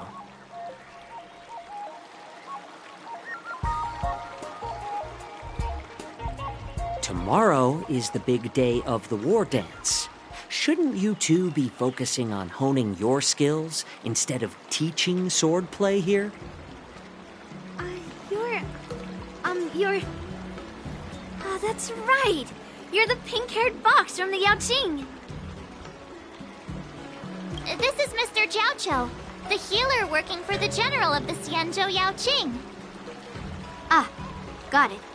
So, you're the participant attending the war dance on behalf of the Yaoqing. And you were trying to sneak a peek at our training? Sorry for the misunderstanding.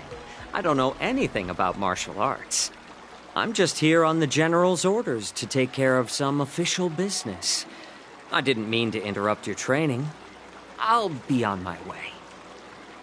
If you know nothing about martial arts, why were you smirking earlier? Well, my curiosity got the better of me, I suppose.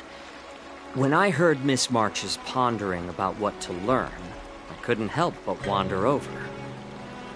From my professional experience, cleavers, slicers, chopping knives, and carving knives are all just tools. Kind of like frying, sautéing, boiling, and deep frying in cooking. They're just ways for people to show off their skills. How you use them really depends on the ingredients you're working with. It's like your sword teaching methods. If you align your ingredient, in other words, your apprentice's natural tendencies, with the right cooking method, by which I mean the teaching method that best suits her, she'll make double the progress in half the time. For example, golden eggplant tastes best when fried, cloud peppers when stir-fried, and yellow boulder beef when simmered. It's all about discovering the nature of the ingredients. Apprentice.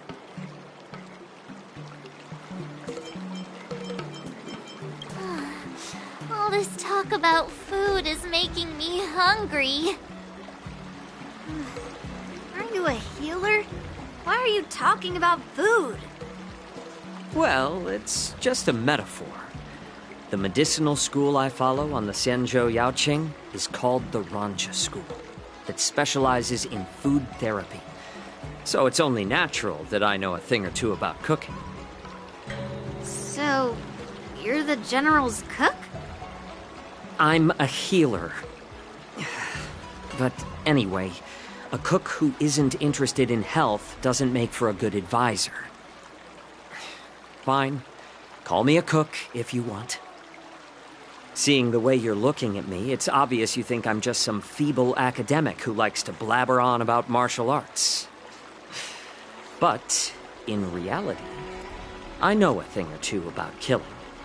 After all, the art of healing inherently encompasses both life and death.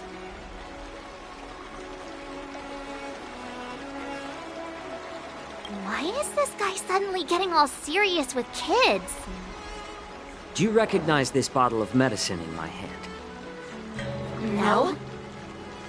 This is called tumble dust, an extract from an exotic flower named Yabra. Ugh, is it poison? Well, it depends on how it's used. With just one drop, it's able to numb a patient's body during surgery, making them painless throughout the entire process.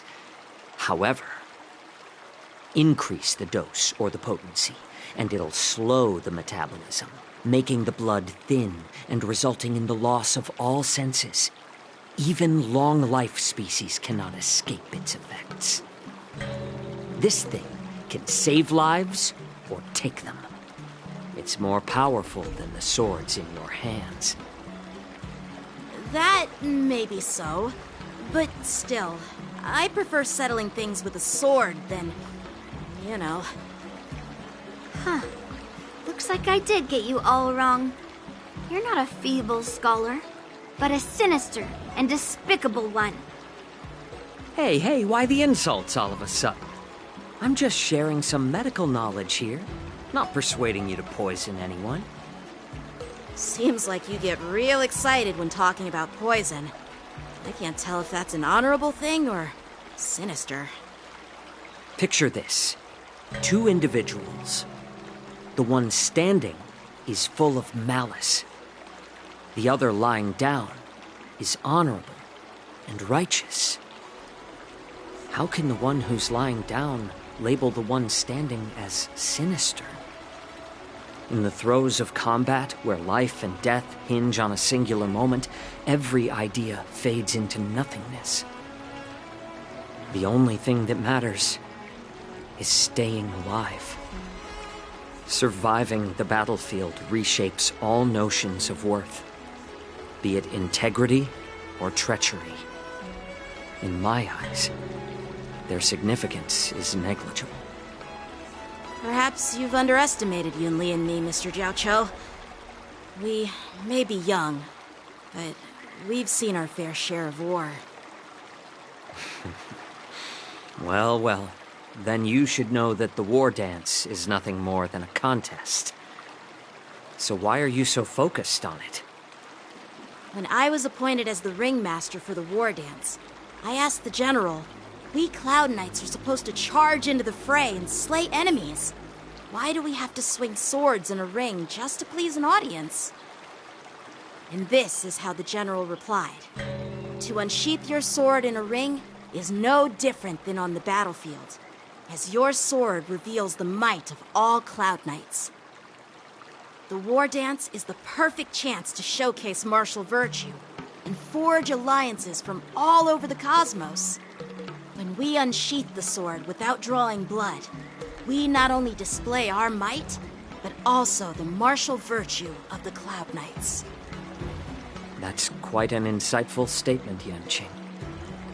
Well, my apologies for being so short-sighted. I've been on the Luofu for quite some time, but I haven't had the chance to see the ceremony venue for myself yet. Hearing you speak so highly of it has piqued my curiosity. Would you mind showing me around? You want to see the Sky Splitter ship where the war dance will be held? Let's go! I bet Yunli and Miss March haven't seen it either, right? Well then, I'll give you all a tour.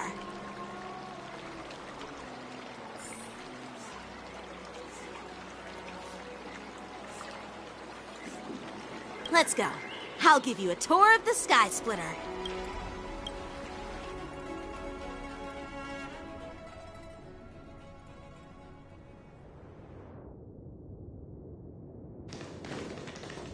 Looks like a lot of other visitors have also come to catch a glimpse of the Sky Splitter.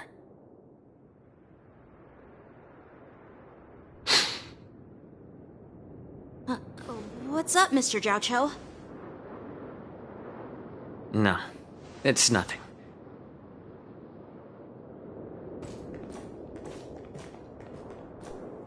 Do you see that airship in the distance? That's the Sky Splitter, the venue for the war dance ceremony.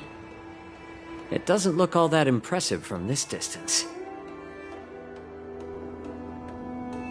The Sky Splitter is actually a decommissioned Luofu military vessel. People aren't allowed on board until the war dance officially commences. Tomorrow, when the bell rings and the ceremonial cannons roar, I'll be there representing the Cloud Knights of the Xianzhou Luofu, standing in the ring, ready to take on challengers from all over the cosmos. Since I was a kid, I've been training in swordplay and the art of war under the general. Every day, I'd swing my sword 10,000 times, and then thrust it 10,000 times, repeating the process over and over. I understand that I'm not like other kids. I never envied the toys and freedom they all had. I never found sword practice boring or hard. Even in the thick of battle, facing down savage abominations, I never felt scared. Each day, I could feel myself getting stronger and stronger, and I racked up countless victories. It's the best feeling in the world. But then, I faced a really tough opponent, and just one slash shattered my confidence into 1,000 pieces. That's when I felt true fear for the first time.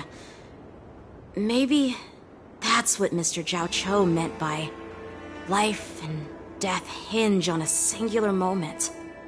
Every idea fades into nothingness. After that, I had to pick up the pieces and try to put myself back together.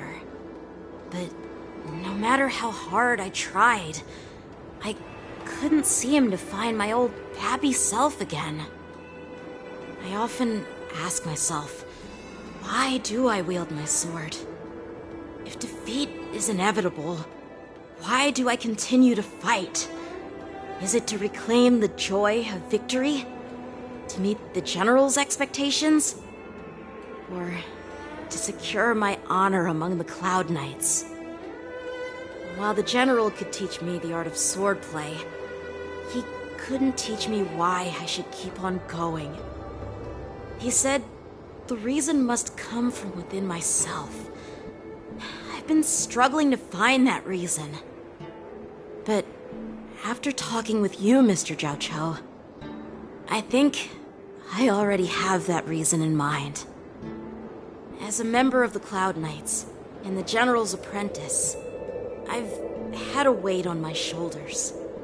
And I know there's still more to shoulder. But when I wield my sword, it feels like I'm letting go of everything.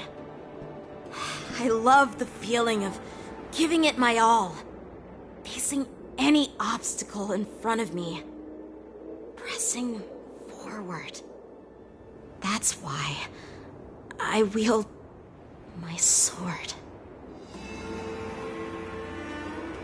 Oh, Yanqing. So young, yet so grown up.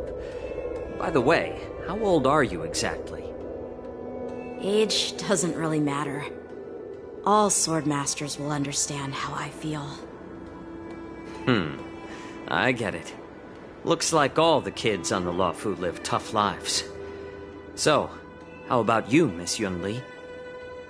It's not polite to ask a girl her age, no matter which Xianzhou ship you're on. I'm not asking your age. I'm asking if you have a dream like Yanqing has. You don't talk like a cook. You sound more like a TV host or something. Need I repeat myself again? I'm a healer. Well, I don't have a dream like Yanqing does. The only reason I'm participating in the Ringmaster's Challenge is because I made a promise to my grandfather that I'd win the precious sword he's contributed to the war dance. Sounds like that mind of yours is just filled with swords.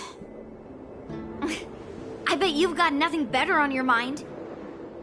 My father was a craftsman on the Xianzhou Juming. Because of his foolishness, many innocent people fell victim to the cursed swords he forged. Since I was a kid, It's been clear to me that not everyone deserves to have a weapon in their hands. Giving them a sword is no different than being cruel to the innocent. So, whenever I come across someone unworthy of a sword, I can't help but want to take it away from them. Given that Yanqing is the war dance ringmaster, I'm stepping up to challenge him. To ensure the precious sword doesn't fall into the hands of an unworthy master. Hey, what do you mean by an unworthy master? I see. It's not easy for kids on the Juming either. Well, it's better to have a reason for wielding a sword than to be lost and confused. I've saved countless Cloud Knights in my life, and there are plenty of exceptional warriors, just like the two of you. What happened, Mr. Zhao Cho? Oh, nothing. I was just reminded of some old friends and old tales. Judging from my professional perspective as a healer, both of you possess remarkable vitality. Your energies flow like raging fires and mighty gales. The upcoming fight will definitely be impressive. Well, we've seen the Sky Splitter and toured the Stargazer Navalia.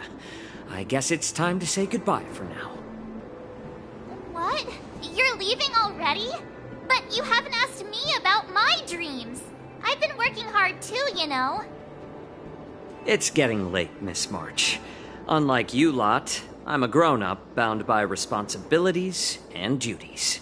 The tasks entrusted to me by the General won't complete themselves. By the way, Yanqing, is it normal to have so many people wandering around in an automated area like the Stargazer Navalia? Actually, this is a restricted area. But since you're all guests, I made an exception, so you could take a look around. I understand. Well, I'll take my leave. I wish you both the best of luck in the ring tomorrow.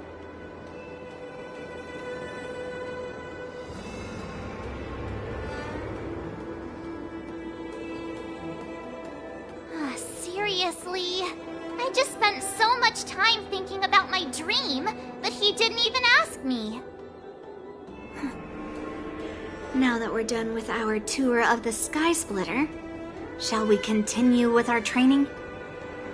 Why don't we take a day off? What? You want to secretly practice swordplay by yourself? Dream on. You know cramming before a fight never works out. For some reason, seeing the Sky Splitter has boosted my confidence. So, I've decided to conserve my strength for tomorrow. All right. I'll take you out of the Stargazer Navalia.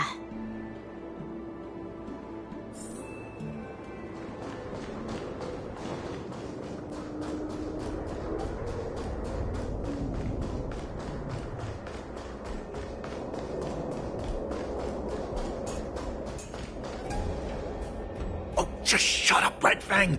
This is not a beast ship. I need some time to take care of things. You willingly donned the skin of a lowly beast to join this mission, dedicating yourself to our glorious cause. And now you're telling me you can't handle it? Do you realize how many ships we need? I'm doing my best, all right? It takes time to figure all this out.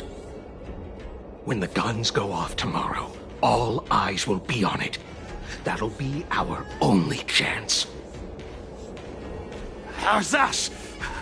Who's there?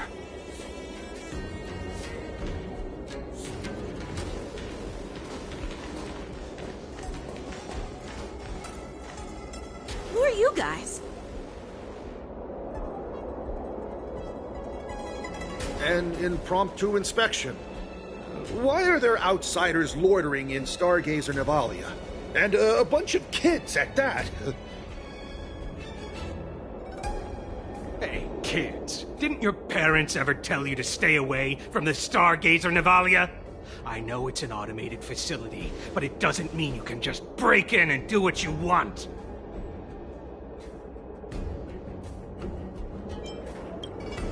First of all, I'm an adult. Second, I didn't just break in. Yeah, we flew here on a star skiff. Like, whoosh! Well, I'm not trying to tell you off, but this place is off limits to the public, you know? Big sis, let's go. I want to play in Everhunt Plains.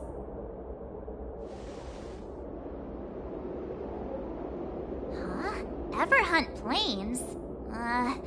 Yeah, sure. Big Sis will take you there.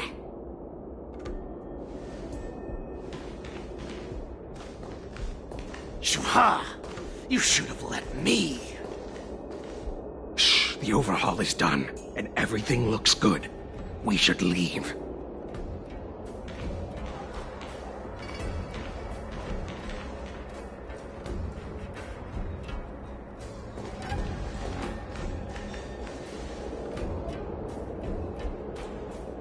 Could you repeat what you just said, Yanqing? What did I say?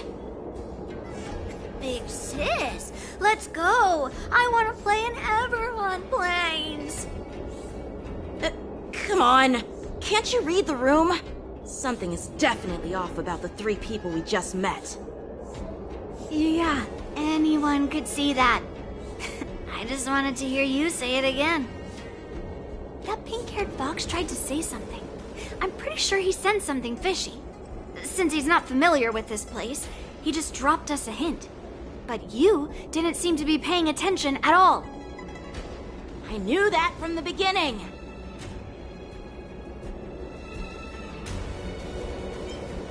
They said they were doing an overhaul, but it looked like they had no idea how to operate the Starskiff production line, right? And it's suspicious how they suddenly finished their overhaul and walked away as soon as they laid eyes on us. A Cloud Knight, a member from the Skyfaring Commission, and a craftsman. They're from various departments, and the reason for the overhaul seems legit. But one of them blurted out some weird language just now.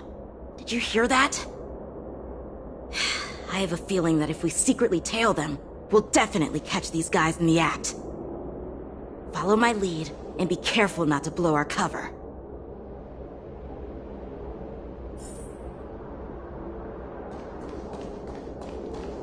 Never mind who they are. Let's just film them.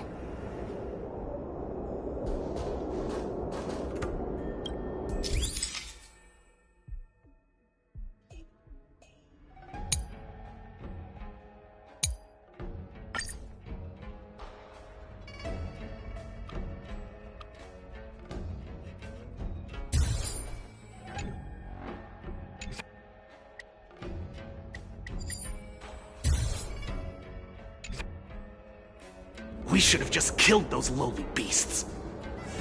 Those little brats won't take up much space. There are boxes all over this place. Just dump them into one and no one will notice. Cut the theatrics, Grulok. Even the slightest slip-up could interfere with Lord Moktok's plans. So where are we heading next? To check the freight skiffs. We've got a lot of preparations to do. Also, don't forget to take those crates with you. Weapons, supplies. We've got to be well prepared. Otherwise, we're screwed. So, are they smugglers? What exactly are they up to? I have no clue, but they seem to be moving those crates. I've got an idea. We can hide inside the crates and follow them.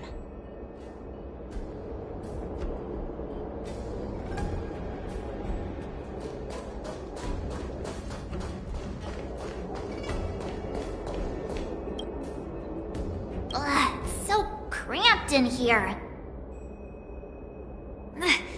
I can hardly breathe. Just hang in there.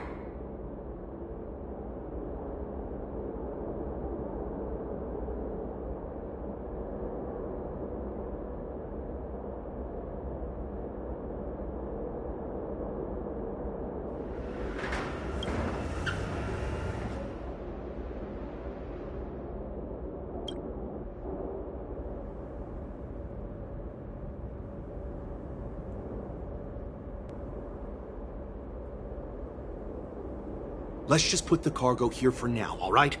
Then we'll move on to inspect the ships. Lord Moktok said that as soon as we're... I've changed the shipping schedule. You two, come with me. Is it just me?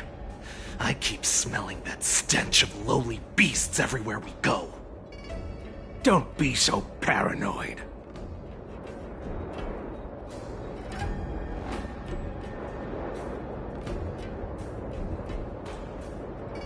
Looks like they're planning to escape on the skiffs in Stargazer Navalia. They keep talking about their plans, but where do they come from? And what do they want to do on the Xianzhou? They're definitely up to something bad. Wait, they disappeared! Let's catch up to them.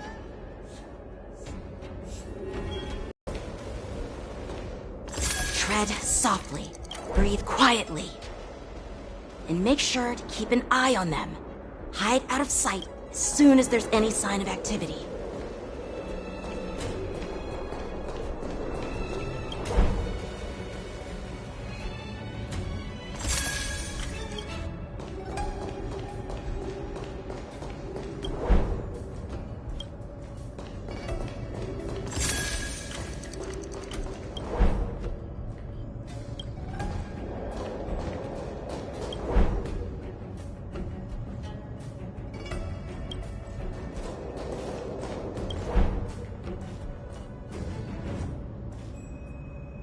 Don't be so paranoid.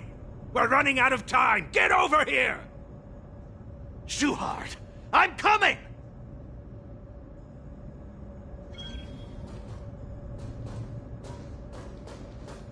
They're leaving. We should catch up to them. Quickly!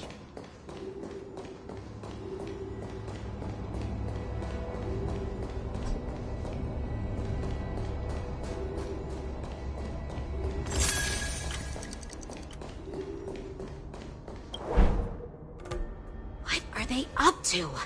They're all wearing official uniforms, but I'm pretty sure they're not members of the Skyfaring Commission, the Artisanship Commission, or the Cloud Knights. This is way too suspicious. Never mind who they are. Let's just film them. That way, if they do anything bad, we'll have solid evidence against them.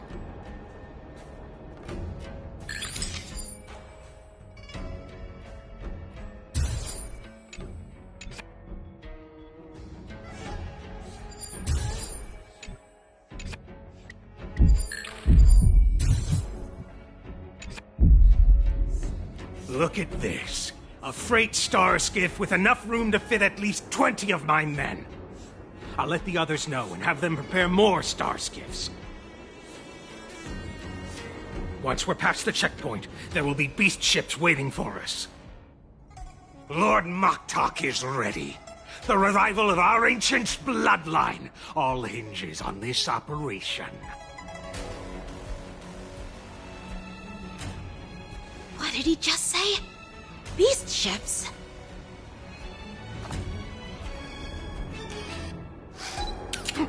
Who's there? It's those brats! I told you to get rid of them, but you didn't listen, you idiot! Wipe them all out!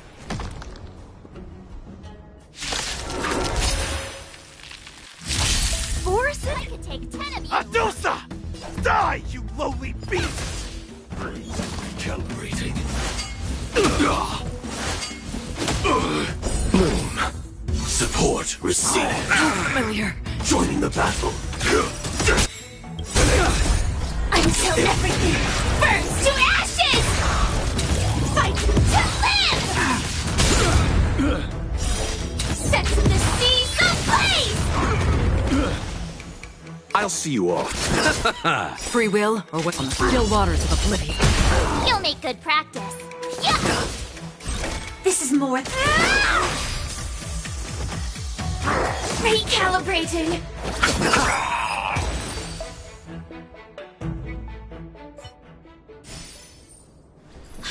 How is this possible? How did these Foxians change their appearances like that? They're not Foxians at all. They revealed their true form. there, Borison. Just like the bandits I defeated on the IPC ship. Wait, that means...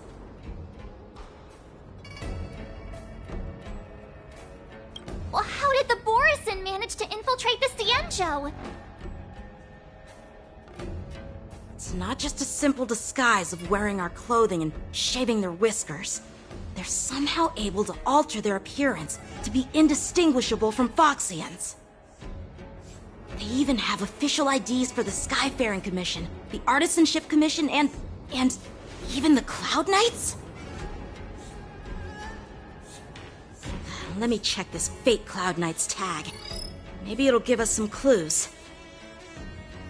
Lujun, an officer of the Patrol Defense Squad? Wait! What's the matter?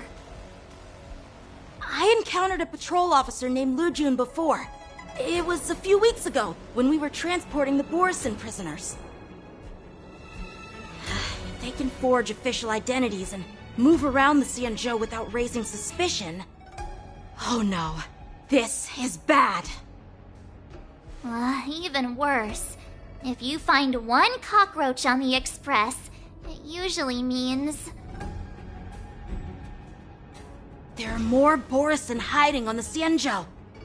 I bet their plan is much bigger than just stealing information. We've got to report this to the Seat of Divine Foresight.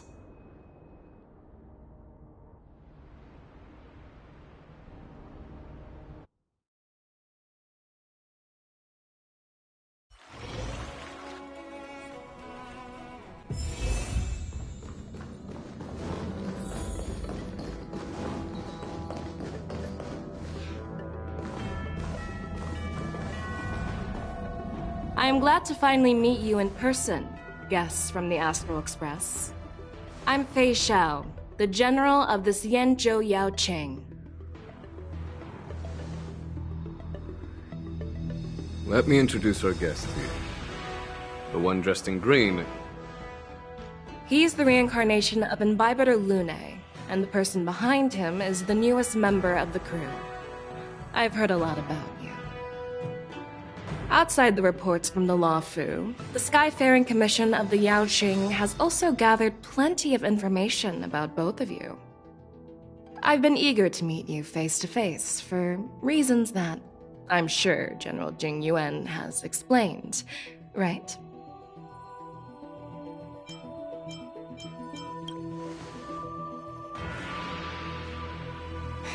That's right. But don't worry, this isn't a trial. I just want to have a chat with you and get a better understanding of the facts. According to General Jing Yuan's report, the Ruin Legion is to blame for the Ambrosial Arbor crisis, and all Arbiter Generals should pay attention to the Ruin Author's movements. Over the years, the Destruction's minions have wreaked havoc on countless worlds, and the Alliance has been keeping an eye on them. But no one expected them to join hands with the remnants of the Abundance. The damage caused by the Ambrosial Arbor crisis was far less severe than expected, which is good news for us. However, it was quite different from the Ruin Legion's usual style of destroying life wherever they go. While I trust the bravery of the Divine Foresight and the Nameless, I'm curious about some details missing from the report. I'd like to take this chance to have an exchange with both of you. Let me be clear, the questions I'll ask might not reflect my actual thoughts, so please don't take offense if any of my questions seem a bit harsh. Please go ahead, General. But keep in mind we can only answer based on what we know. And perhaps you already have the answers to your questions in your heart. You have a clever tongue. I like it. The Merlin's Claw is quite articulate. Right now, her intentions are unknown, and Jing Yuan wants us to be honest. Maybe I'll just stick to the facts we know. Let's cut to the chase. Before the crisis struck, the Astral Express was guided here by a Stellaron hunter, a wanted felon, in an attempt to resolve the Stellaron crisis. However, everyone in the cosmos knows of the Stellaron Hunter's reputation. So, why did you place so much trust in them? Could it be that some of you have a connection with them?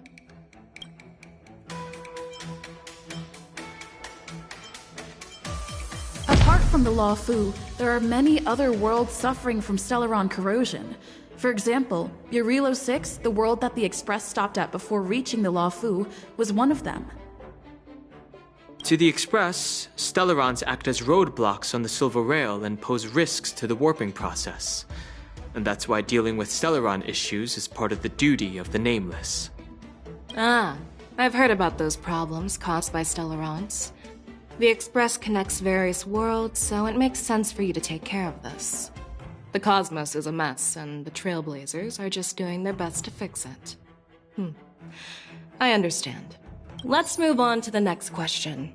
The reports suggest that Don Shu, the master of the Disciples of Sanctus Medicus, colluded with the Lord Ravager and used the power of the Stellaron to resurrect the Ambrosial Arbor.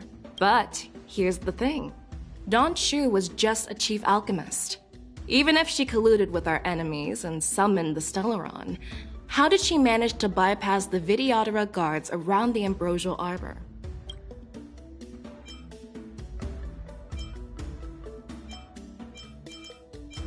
If the Law Fu hadn't exiled Dan Heng, leaving the Vidyadhara with no leader, they wouldn't have fallen into chaos, and there wouldn't have been the opportunity to bring the Stellaron to the roots of the Arbor unnoticed. Imbibitor Lune was exiled due to his own crimes. Now, Dan Heng, as his reincarnation, is free from his sins.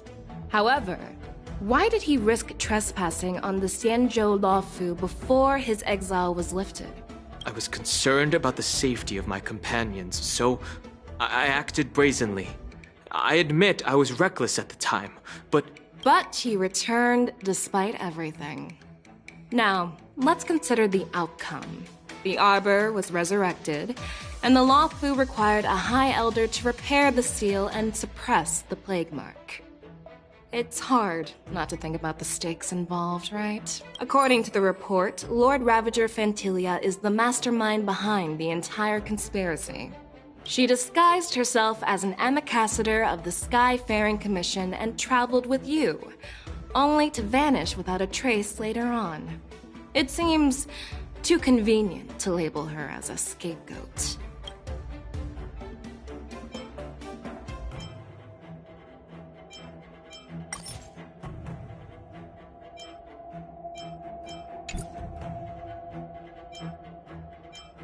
I was there, fighting Fantilia alongside General Jing Yuan. But she absorbed the power of the Ambrosial Arbor and gained an almost indestructible physical form. Perhaps that was her intention all along. So, a pawn of the destruction wanted a flesh and blood body to live in. Interesting. That's quite a new perspective. Oh, it seems that your answers have addressed all my questions. Generals, I am finished with my questioning. So, what do you think, General Fei Shao? Have the doubts in the report been cleared up? The two Nameless have been honest in their answers. Even though there are some tricky details, my intuition tells me there is nothing wrong. However, the 3 questions I posed earlier were not just for the Nameless, but for you too, General Jing Yuan. First, the Disciples of Sanctus Medicus grew uninterrupted on the Law Fu, yet the 6 charioteers were not aware of it. That was a dereliction of duty. Second, you believed in the Stellaron Hunter's prophecy and entrusted outsiders to solve the crisis, even granting them access to the Plague Mark. That was a dereliction of responsibility. Third, you insist on holding the war dance right after the Ambrosial Arbor crisis, putting the Law Fu back in the spotlight. That is a dereliction of wisdom. Merlin's Claw. Is this your line of thinking, or the 10 Lords? From the moment I walked in, I made it clear that the questions I'd ask might not reflect my actual thoughts.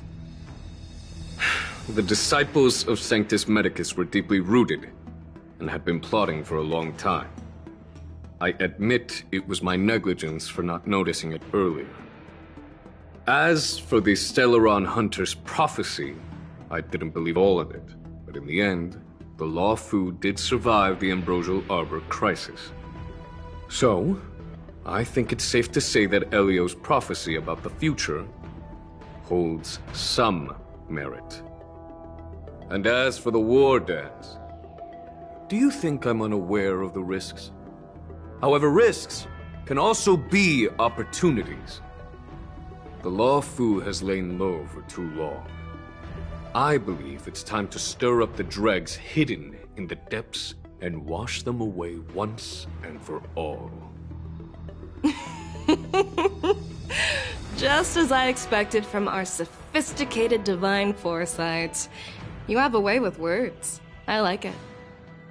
But, unfortunately, ever since the report was submitted, the Alliance has been filled with rumors and speculation.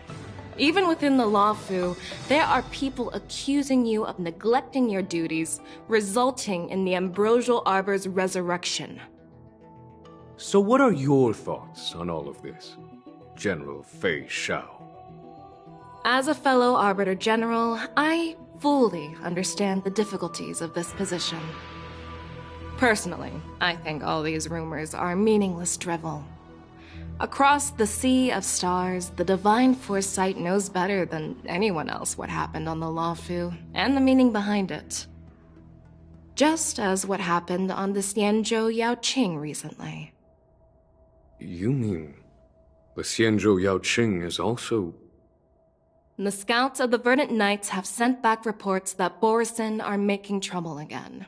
The Borisin packs that were once divided and scattered have started swallowing each other up, forming larger and larger packs. Moreover, there's an entity named Mongus behind it all. An entity? According to the report, this entity isn't actually a Borisin. It's a woman claiming to be the messenger of the Master of Immortality.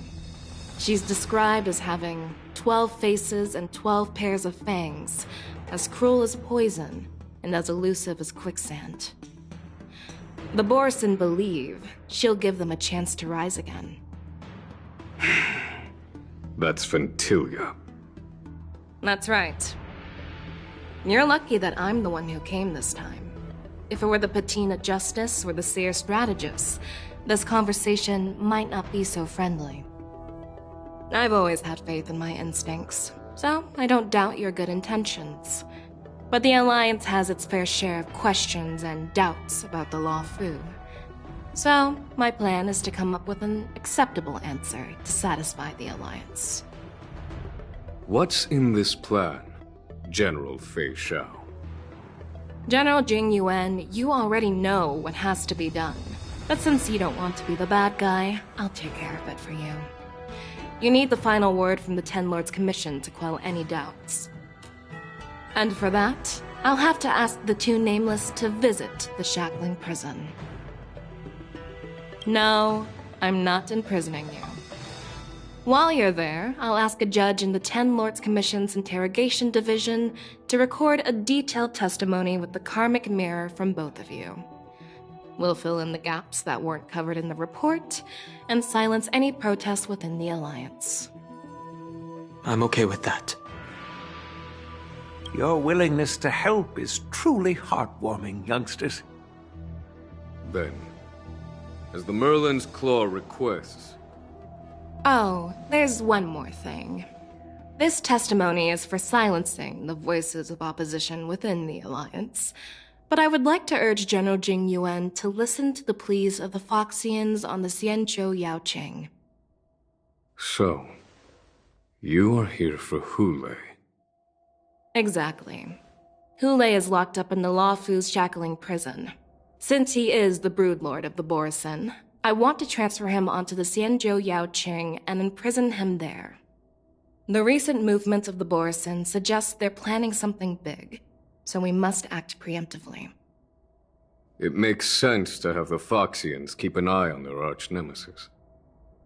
Since you trust my judgment, I'll repay that trust.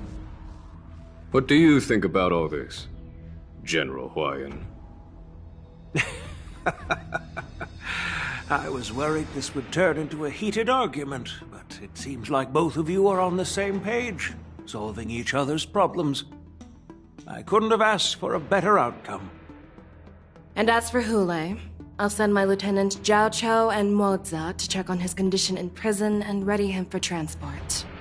If there are no more questions, shall we get this started?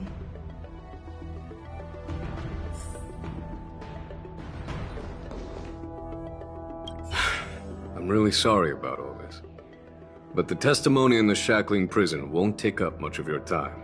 I'll call for a messenger to take you to the interrogation division. You just need to give your testimony, and then you can head back. So no need to worry. As you wish, General.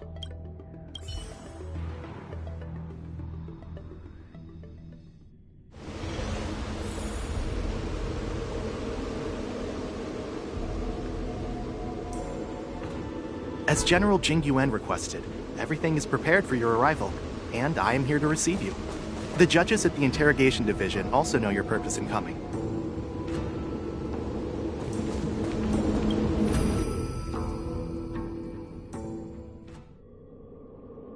The shackling prison. I didn't expect to be back here after all these years. Dan Heng. Don't worry about me. If you're ready, I'll open the gate for you. This is one of many entrances used for temporary access. Since you're not actual prisoners, it makes sense for you to use this entrance. Please come on in, dear guests.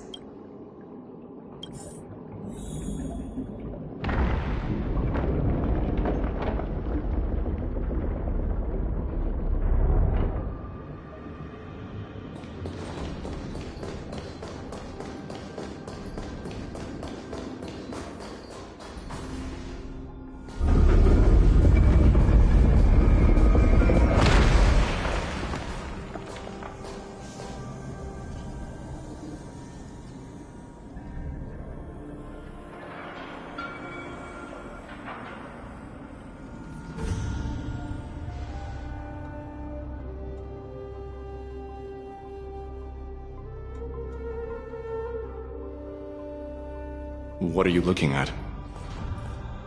The shackling prison on the Luofu is completely different from the one on the Yaoqing. It's completely underwater. Whether it's in the clouds or underwater, breaking free would still be a piece of cake for me. Still thinking about your old jailbreak tricks, huh? Forget it. You're free now.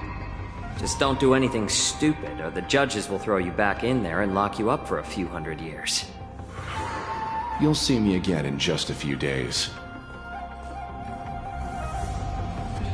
Taking Hule back to the Yaoqing means a lot to the Foxians on the ship, and to the General herself. So stay alert.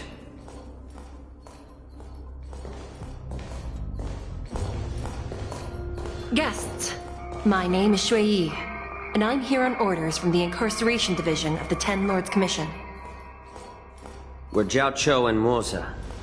General Fei Xiao sent us to extradite the Borisin criminal Hule to the Yaoqing.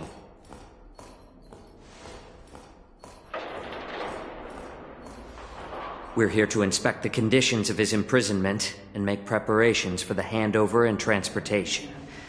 I assume you've been briefed, Your Honor. Your visit request has been approved. I'll be your guide for this trip.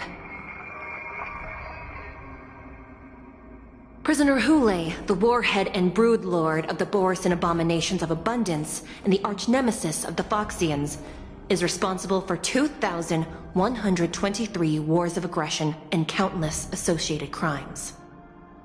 Due to his heinous acts, he has been imprisoned in the depths of the shackling prison and subjected to the punishment of the Forest of Swords until the end of time.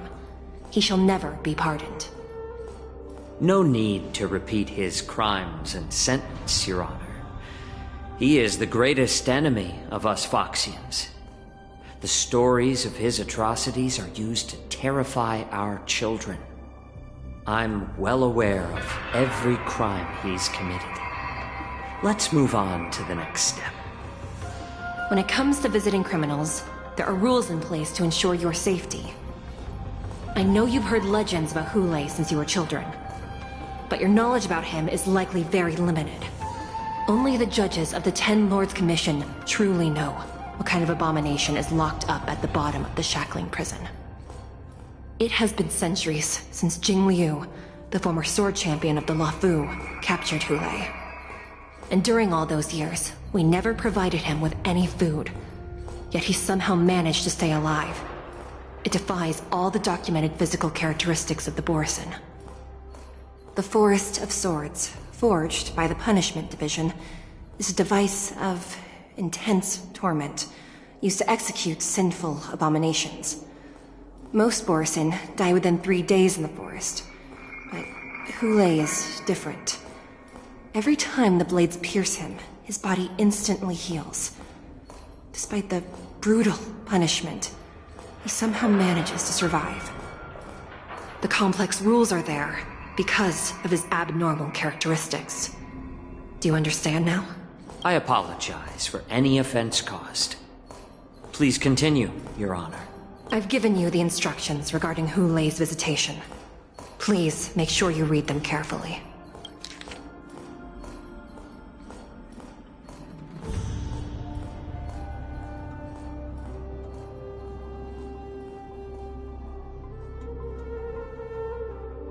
And please, take this pellet before proceeding. No, I'm not taking random medicine. Then you won't be allowed to visit Hule. Just swallow it already. Hule is like all Borisin. He can release a pheromone called lupatoxin that induces fear. Thousands of years ago, we Foxians were enslaved by the Borisin. Not because we were naturally weaker, but because of their lupatoxin. This pill is for our own mental well-being. I understand. I knew you were a reasonable person. Now that we've taken the medicine, let's proceed.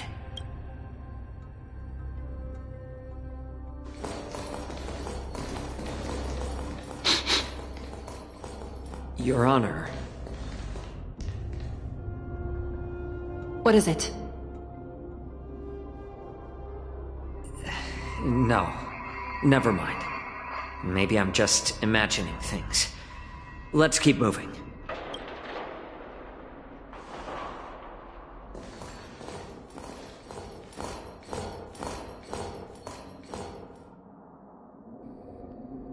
Here we are. Her Honor hasn't arrived yet. Please wait a moment.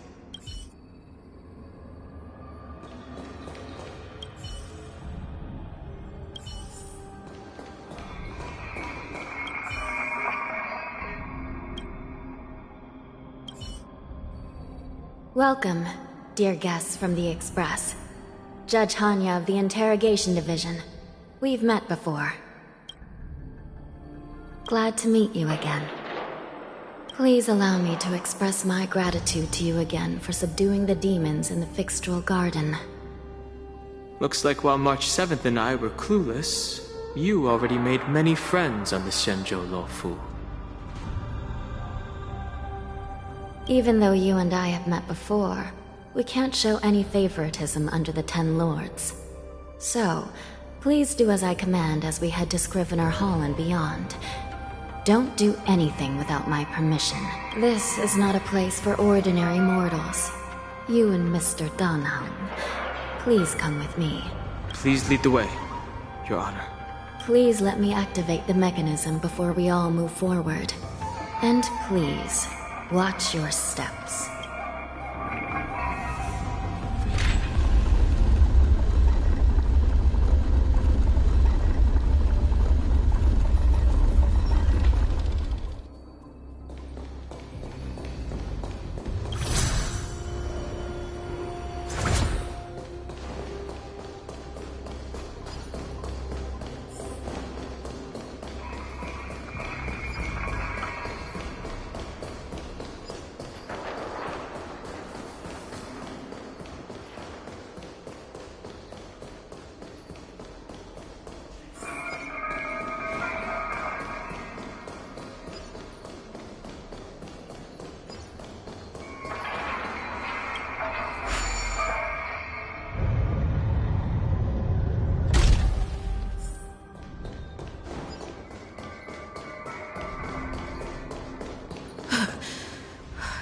freezing. This place is filled with the cold air from the northern peak of the polar delve. Even the toughest long-life species would have a hard time enduring this.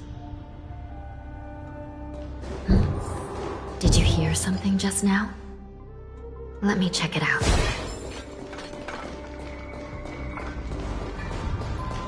Ugh, what an eyesore.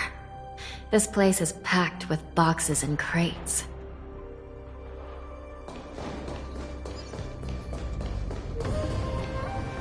These crates, they look oddly familiar. A few days ago, the Spiritfarers received reports about an IPC transport ship that was attacked by Borison. Then, a bunch of those abominations were dumped into this place. I had a feeling there would be trouble during the war dance, but throwing both the pirates and the cargo in jail? That's a new one. I heard the Intelligentsia Guild crafted something dangerous. We have many records in the Hall of Karma about these wise ones. They love to tinker with forbidden technologies, always trying to push the limits of Ingenia. I caught a glimpse of the mechs in those crates, and they bear a striking resemblance to Borison. I wonder what they're planning this time. Well, business first. Let's keep moving.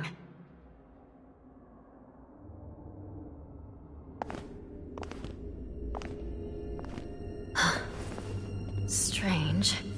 I don't remember checking the containment facilities a second time.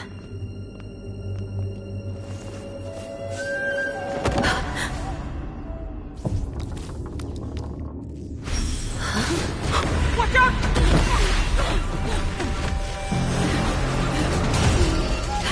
Emergency! All wardens prepare for action! Emergency! All wardens prepare for action!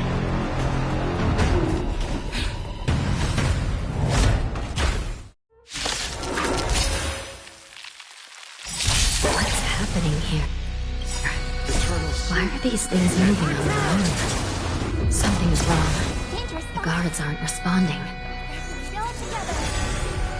Oh, familiar. Again. Receive divinity. Repay.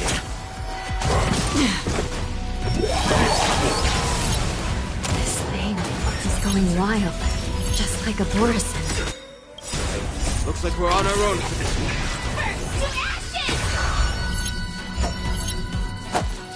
Bloom. Thank you.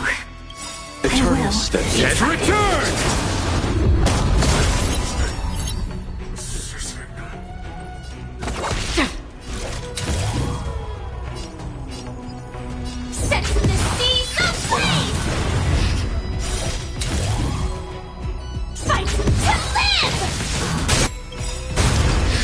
I weep for the departed.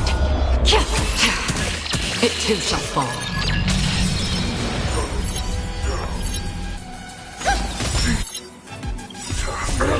Doors echo!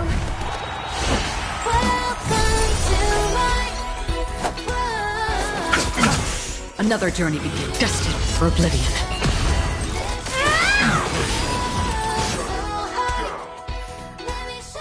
But how is this even possible? The Spiritfarers follow the protocols, cutting off power to the mechs and sealing the crates. How could these mechs still start moving? It's just like what happened in the Artisanship Commission before. These goods went haywire and attacked everyone in sight. The Alchemy Commission members examined them and found some unusual structures within. These things showing up in the Shackling Prison can only mean one thing. A prison break. And whoever delivered these goods clearly wanted them to go through the Xianzhou's strict inspection process to show the Skyfaring Commission and Cloud Knights how dangerous they were. They wanted these mechs to end up right here, in the Shackling Prison. If these things already started taking action while nobody was paying attention, then the whole prison is in trouble, I'm afraid. And to make things worse, another group of visitors just entered the depths of the Shackling Prison. The messengers from the Xianzhou Yaoqing. And the prisoner they came to visit might be the target whom these wolf-shaped mechs were delivered here for. If that vicious beast manages to break free, it will be a catastrophe for the Xianzhou Luofu.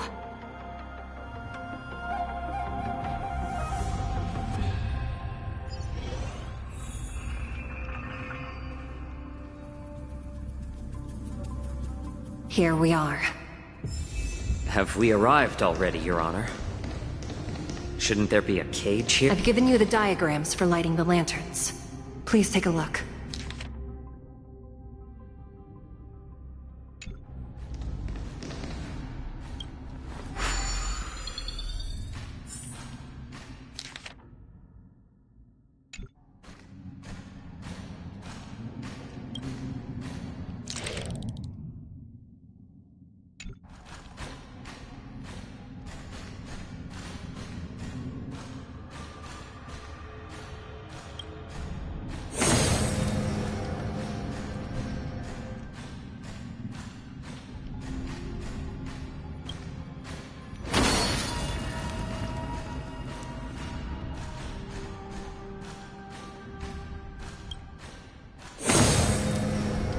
It's better to use your brain and save your strength.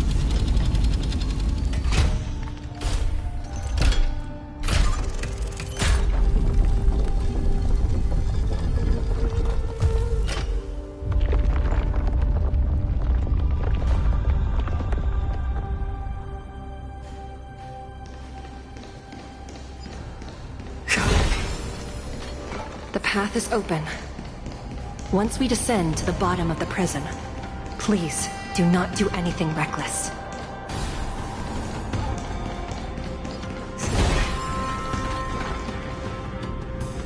Inside the delve behind this door is the greatest enemy of the Foxians, Hulei.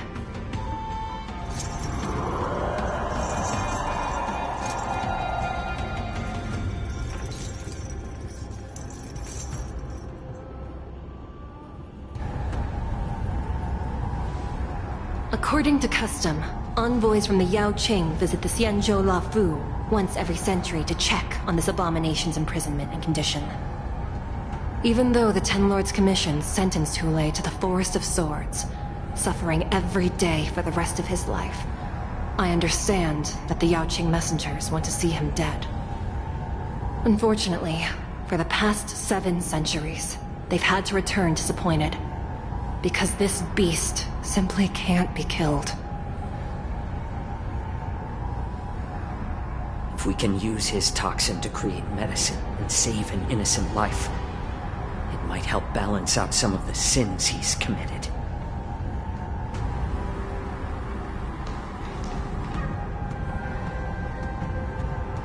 Could you be the key to a cure for the General, Hulei?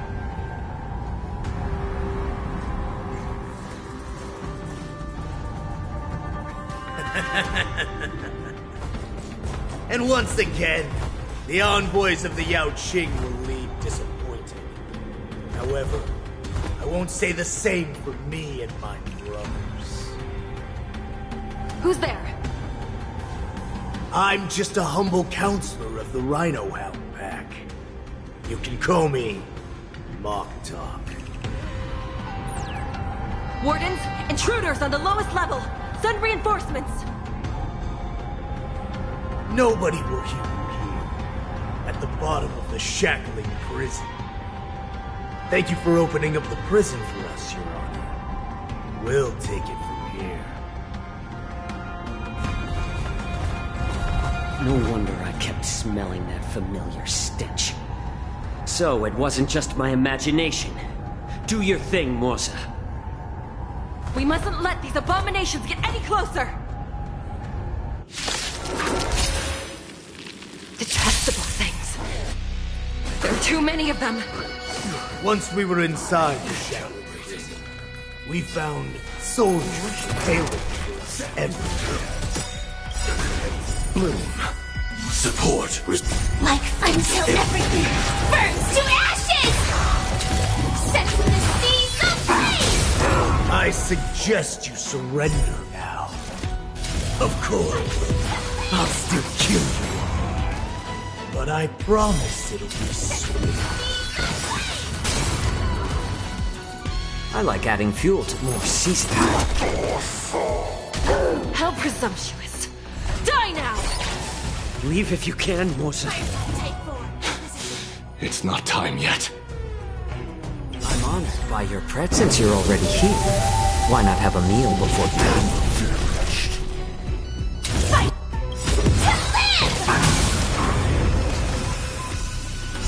I weep for the departed. It too shall fall.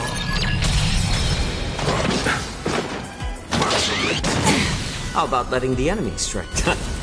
You chose the wrong end.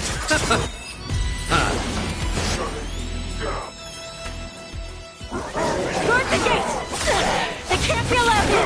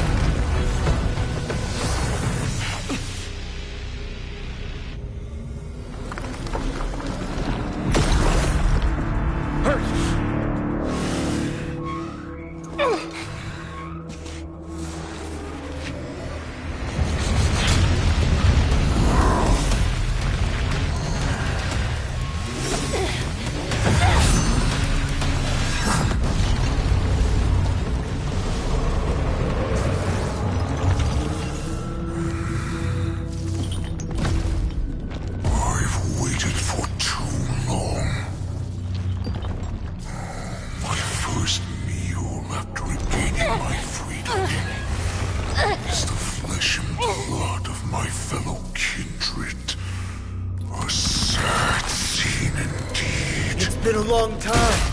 Boy, welcome back.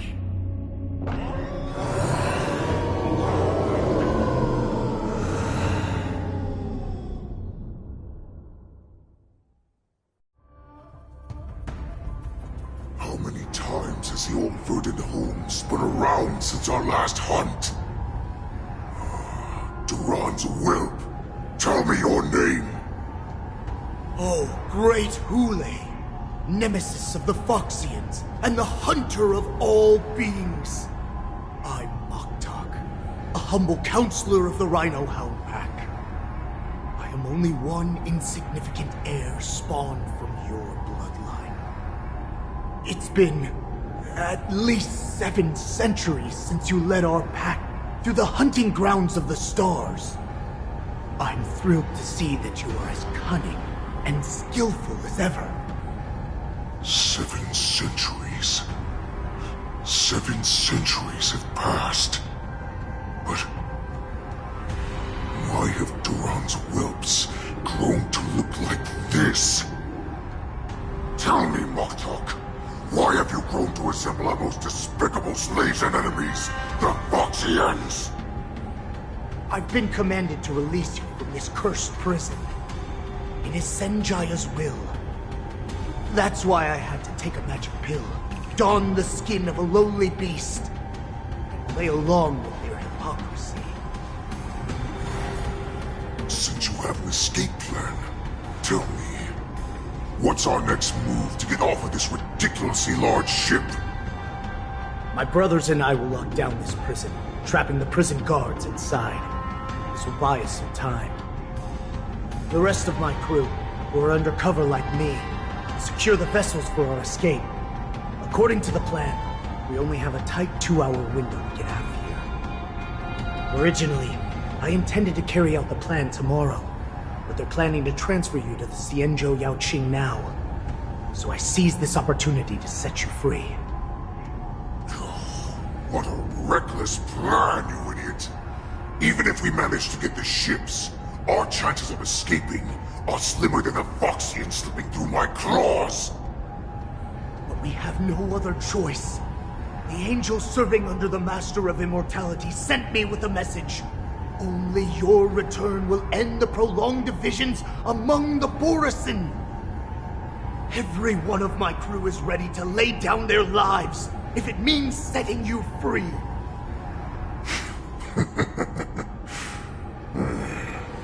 A sneaky weakling like you is actually showing some reckless bravery with this plan. Fine. You'll get what you want. And all of Duran's whelps will too. Well then, my lord. We should leave now. Before we go, give me one of those magic pills. My lord, You idiot. Greatness means nothing without freedom. Once I get out, I'll need a disguise that won't raise any suspicion. As you wish, my lord. Is that Foxian slave my meal? No, he's an envoy from the Xianzhou Yaoqing. I plead you to endure him a bit, my lord, as he's more valuable as a hostage. Take him, guys! Time to move out!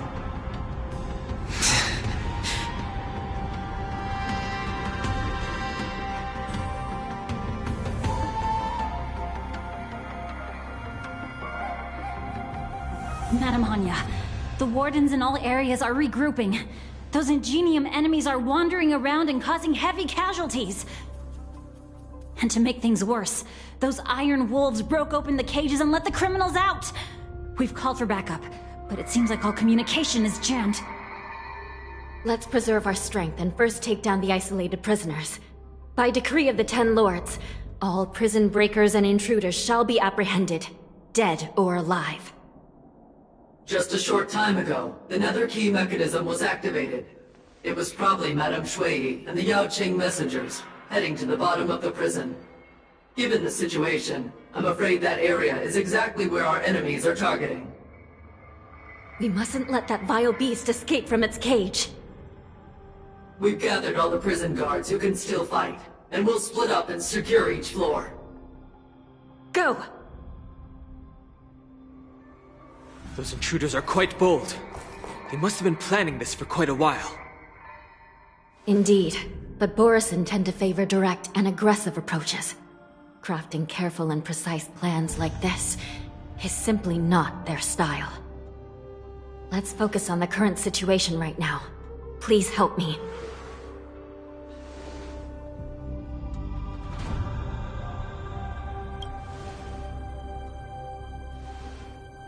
What's the fastest way to the bottom of this prison, Miss Hanya?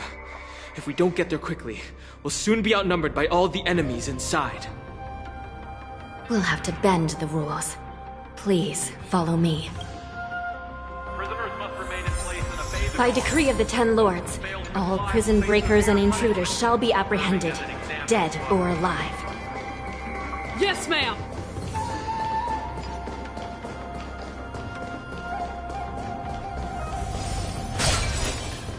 Hold your position here. Yes, ma'am. We need a few tools if we want to reach the bottom quickly. Follow me to the next floor. The path is cut off. Someone must have altered the mechanism. No matter. It'll just require a bit more work to get through.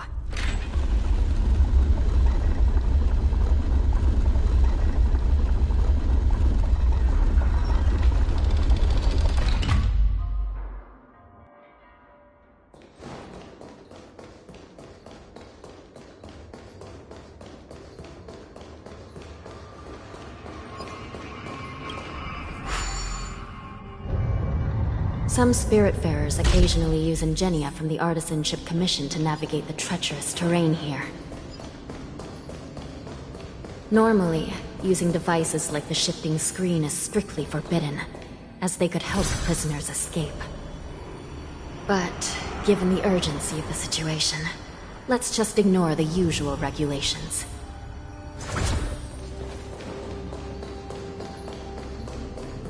The Nether Key has been activated. I hope we're not too late. Hang in there, sister.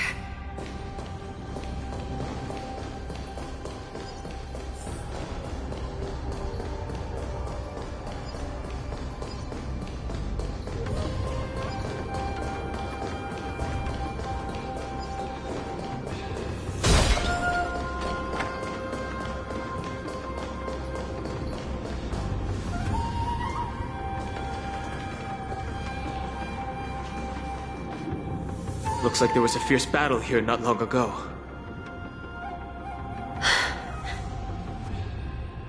The gate to the prison delve is wide open. Hule has managed to break free. Where are the Yaoqing messengers? And where's my sister? Are they still alive? Let's look around. Maybe we'll find some clues.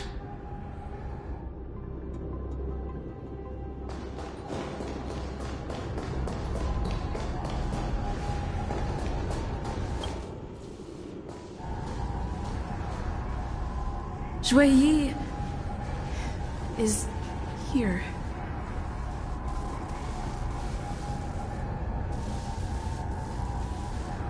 Miss Shui Yi briefly sacrificed herself. My condolences, Miss Hanya. Condolences? Well, that's unnecessary.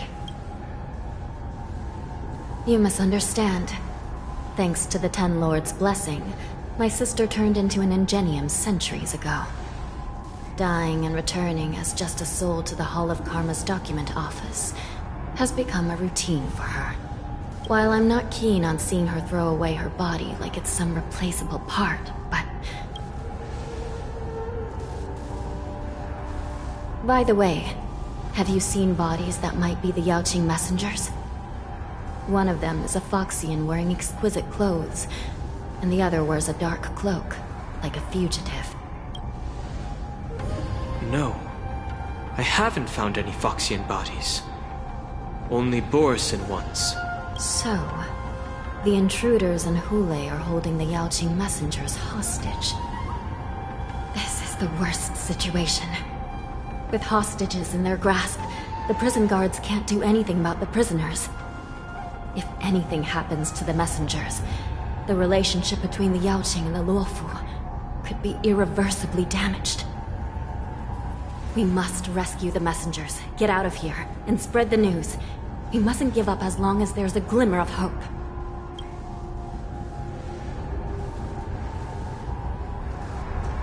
What have you found, Miss Hanya?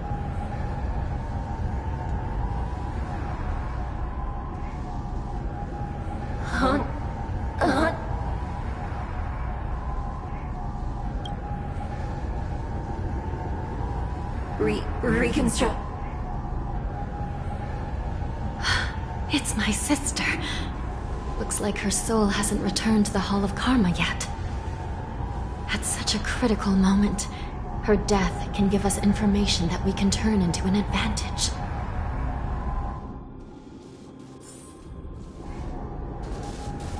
Let me see. The damage isn't too bad. If I can fix it up, my sister will have a temporary body.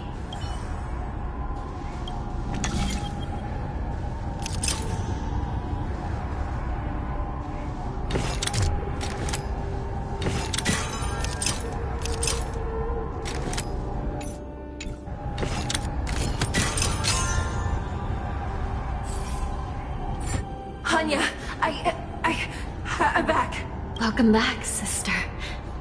I don't know what kind of expression I should have at a time like this. Happy? Tears of joy? Forget it. I'm used to you coming back in all sorts of forms. Just don't let me be damaged again. I'll lose my memories. This side crane can't hold all of me. Sister, what did you see when you were killed? One of the Yaoqing messengers escaped, and the other one was taken hostage and brought upwards? Besides the Borisin, there were other intruders. Invisible. Invisible intruders? What does that even mean? How many conspiracies are tangled up in this mess? Do me a favor, sister. The intruders have cut off all communication between inside and outside the prison. And now you're the only person, the only bird, who can slip out undetected. Make sure you deliver the news to the outside world. I understand. Please be careful, sister. You are different from me.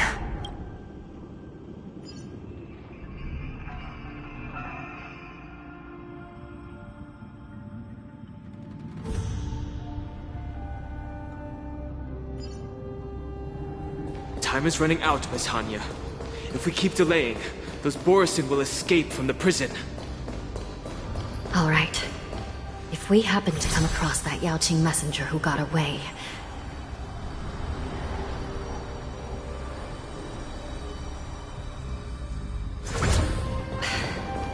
No. Stopping Hule should probably be our top priority.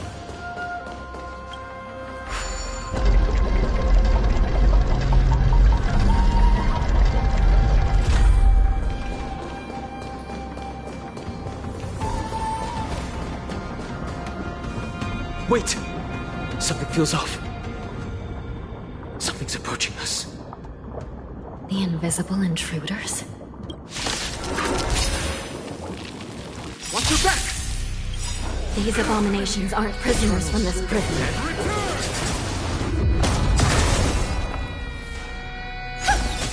Sam in position. Bloom. Support received. Like fun till everything burns to ashes! Set to the seas of flame! The prison management on the Lawfu is truly concerning. Who are you? Aren't you looking for me? Set to the seas of flame! You chose the wrong enemy. On the still waters of oblivion. Listen to the fun. Fight to live! Just focus on the fight. I weep for the departed. It too shall fall. I'm set to the seas of flame! Fight to live! Immortality means forever. I'll see you off. Receive divinity. You. I will. Keep fighting. Destined for oblivion. I weep for the departed. It too shall fall.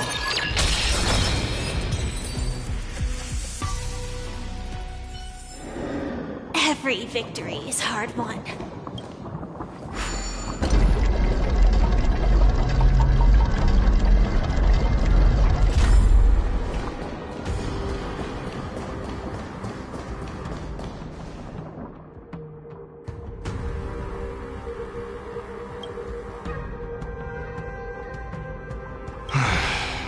The prison management on the Lawfu is truly concerning.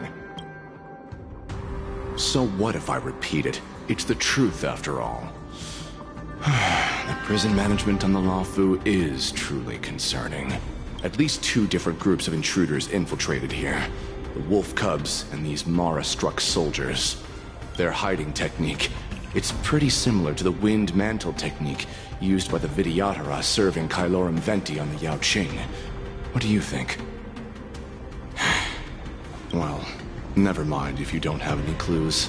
Now is not the time to exchange assassination techniques. I'm Waza. My friend fell into the clutches of that wolf and was planning to escape and report back as quickly as possible. Now it seems. The prison on the Lawfu is a real maze, I must admit. Thank you for your help, Mr. Moza. We'll do our best to ensure your friend's safety. No. You can do nothing for him now. And you shouldn't be focusing on his safety at the moment. Your friend is in Hule's clutches and you're just going to leave him behind? Look, I'm the Yaoqing General's guard, not his. I've seen how that giant wolf fights, and there's no way. Trying to save my friend will only get us killed. I don't know how you think, but I won't throw my life away for a lost cause. Listen up. I've been tracking these fugitives, and I know their next move. They're planning to seal off the entire prison to keep the outside world in the dark. The worst-case scenario We are all killed by that giant wolf, and the shackling prison is sealed off. No one will know about us or about their escape until it's too late. And the best case scenario...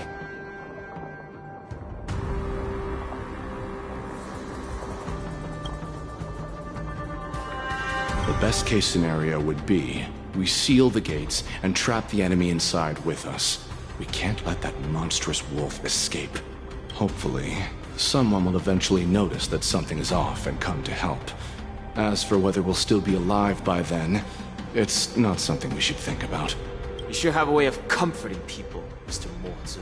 As a person of the Yaoqing, I've always searched for something meaningful to give my life to. I have to make it out alive. My companions are waiting for me. As a netherworld dweller, I've already died once. Yeah. We won't give up. Not until the very last moment. None of you are part of the Ten Lords' commission, so sacrificing yourselves isn't the right move. As a judge, it's my responsibility to guard this prison, and if someone should step up to stop Hule from escaping, it should be me, not you. Once we reach the gate, I hope you'll help me seal it. After that, I'll do everything I can to fight the Borisin, and you find a safe place to hide and wait for reinforcements. Now, let's proceed upward.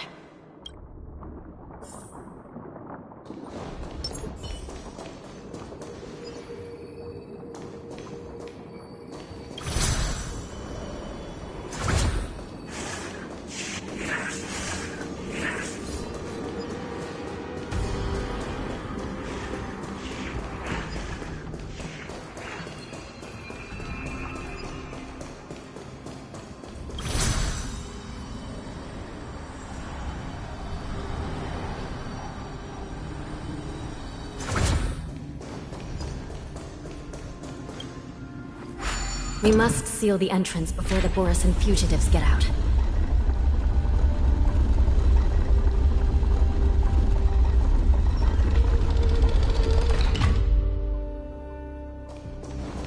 The prison wardens and mechanisms won't be able to hold them for long. Follow me.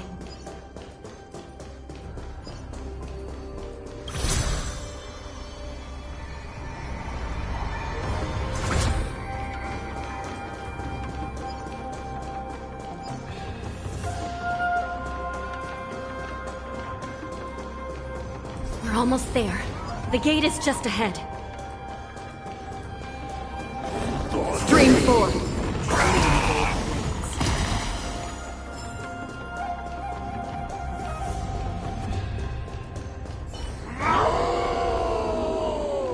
I will hold them back. Don't let Hule escape.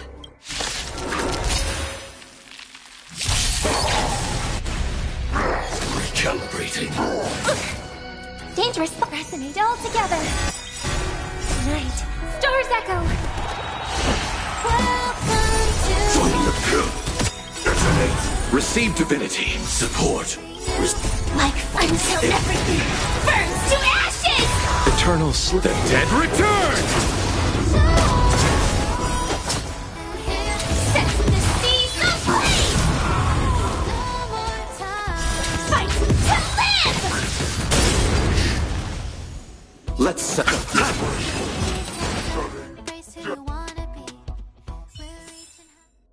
Another blood debt repaid.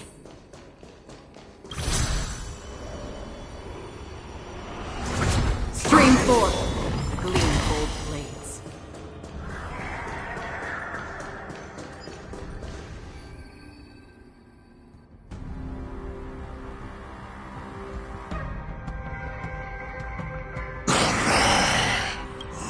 This brings back such familiar memories. Memories of chasing, gnawing, and tearing. Oh, they're back. They're back. They've all come back. My lord, we're just one step away from freedom. As we pass through the gate, no one will be able to stop us. So this hostage is useless now. Kill him, Moktok. He's getting away. Do something, Jiaoqiu. It's just like the old days, you useless loser. Just do something! Maybe this Yao Qing messenger can strike a deal in exchange for his life. He can use his status to help us escape from the Xianzhou. What do you think, Mr. Jiaoqiu?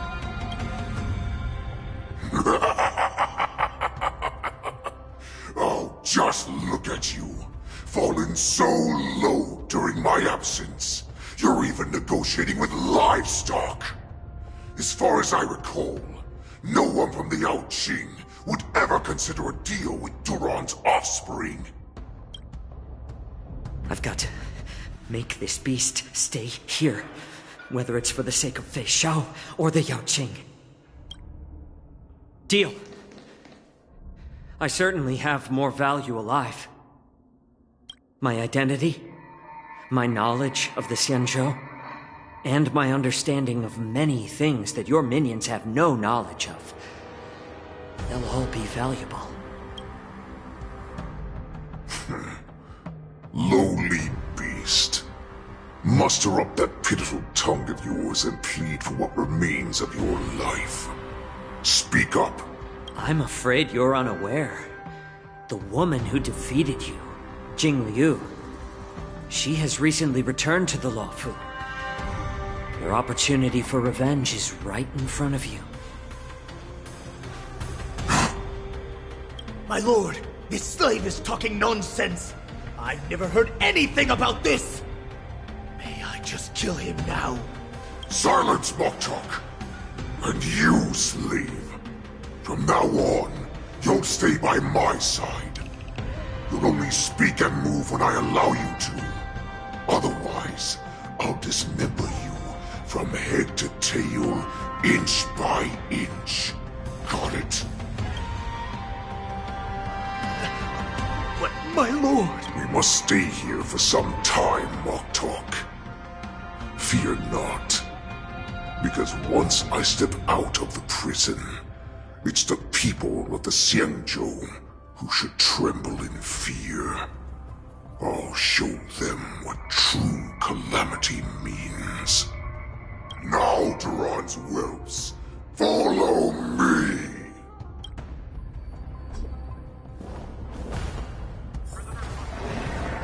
Prison guard! Stop them! Duran Price Lord, hula! Hey!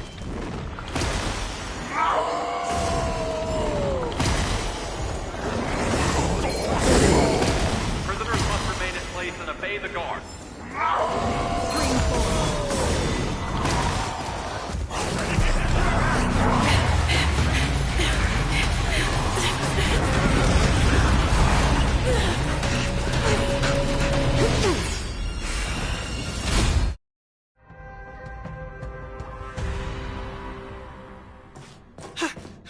Report! After we lost contact with the Shackling prison, we received a message from a Psycrane. The prisoners have revolted, and the criminal Hule is nowhere to be found! What about the Yao Qing messengers and the Nameless? No news at the moment. We're trying to restore contact with the Shackling prison as soon as possible. I see. You're dismissed. General Jing Yuan, General Hua Yan. It's just as we suspected. The rise of the Ambrosial Arbor was not the end of things, but the beginning. The hand of the Ruined Legion has already sown the seeds of destruction. From this moment on, the Xianzhou Alliance will face an even greater challenge, from both the abominations of abundance and the destruction itself. If this is what they want, I'm always up for a challenge.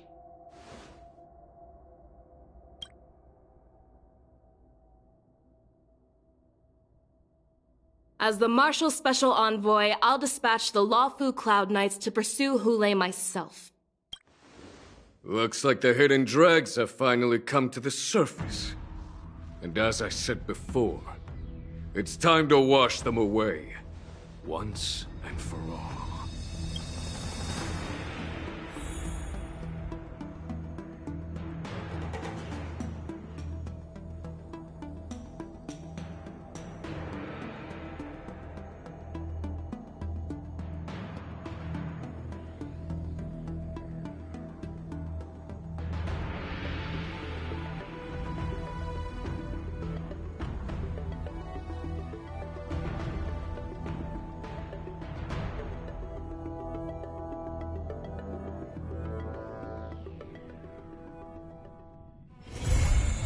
haven of memories.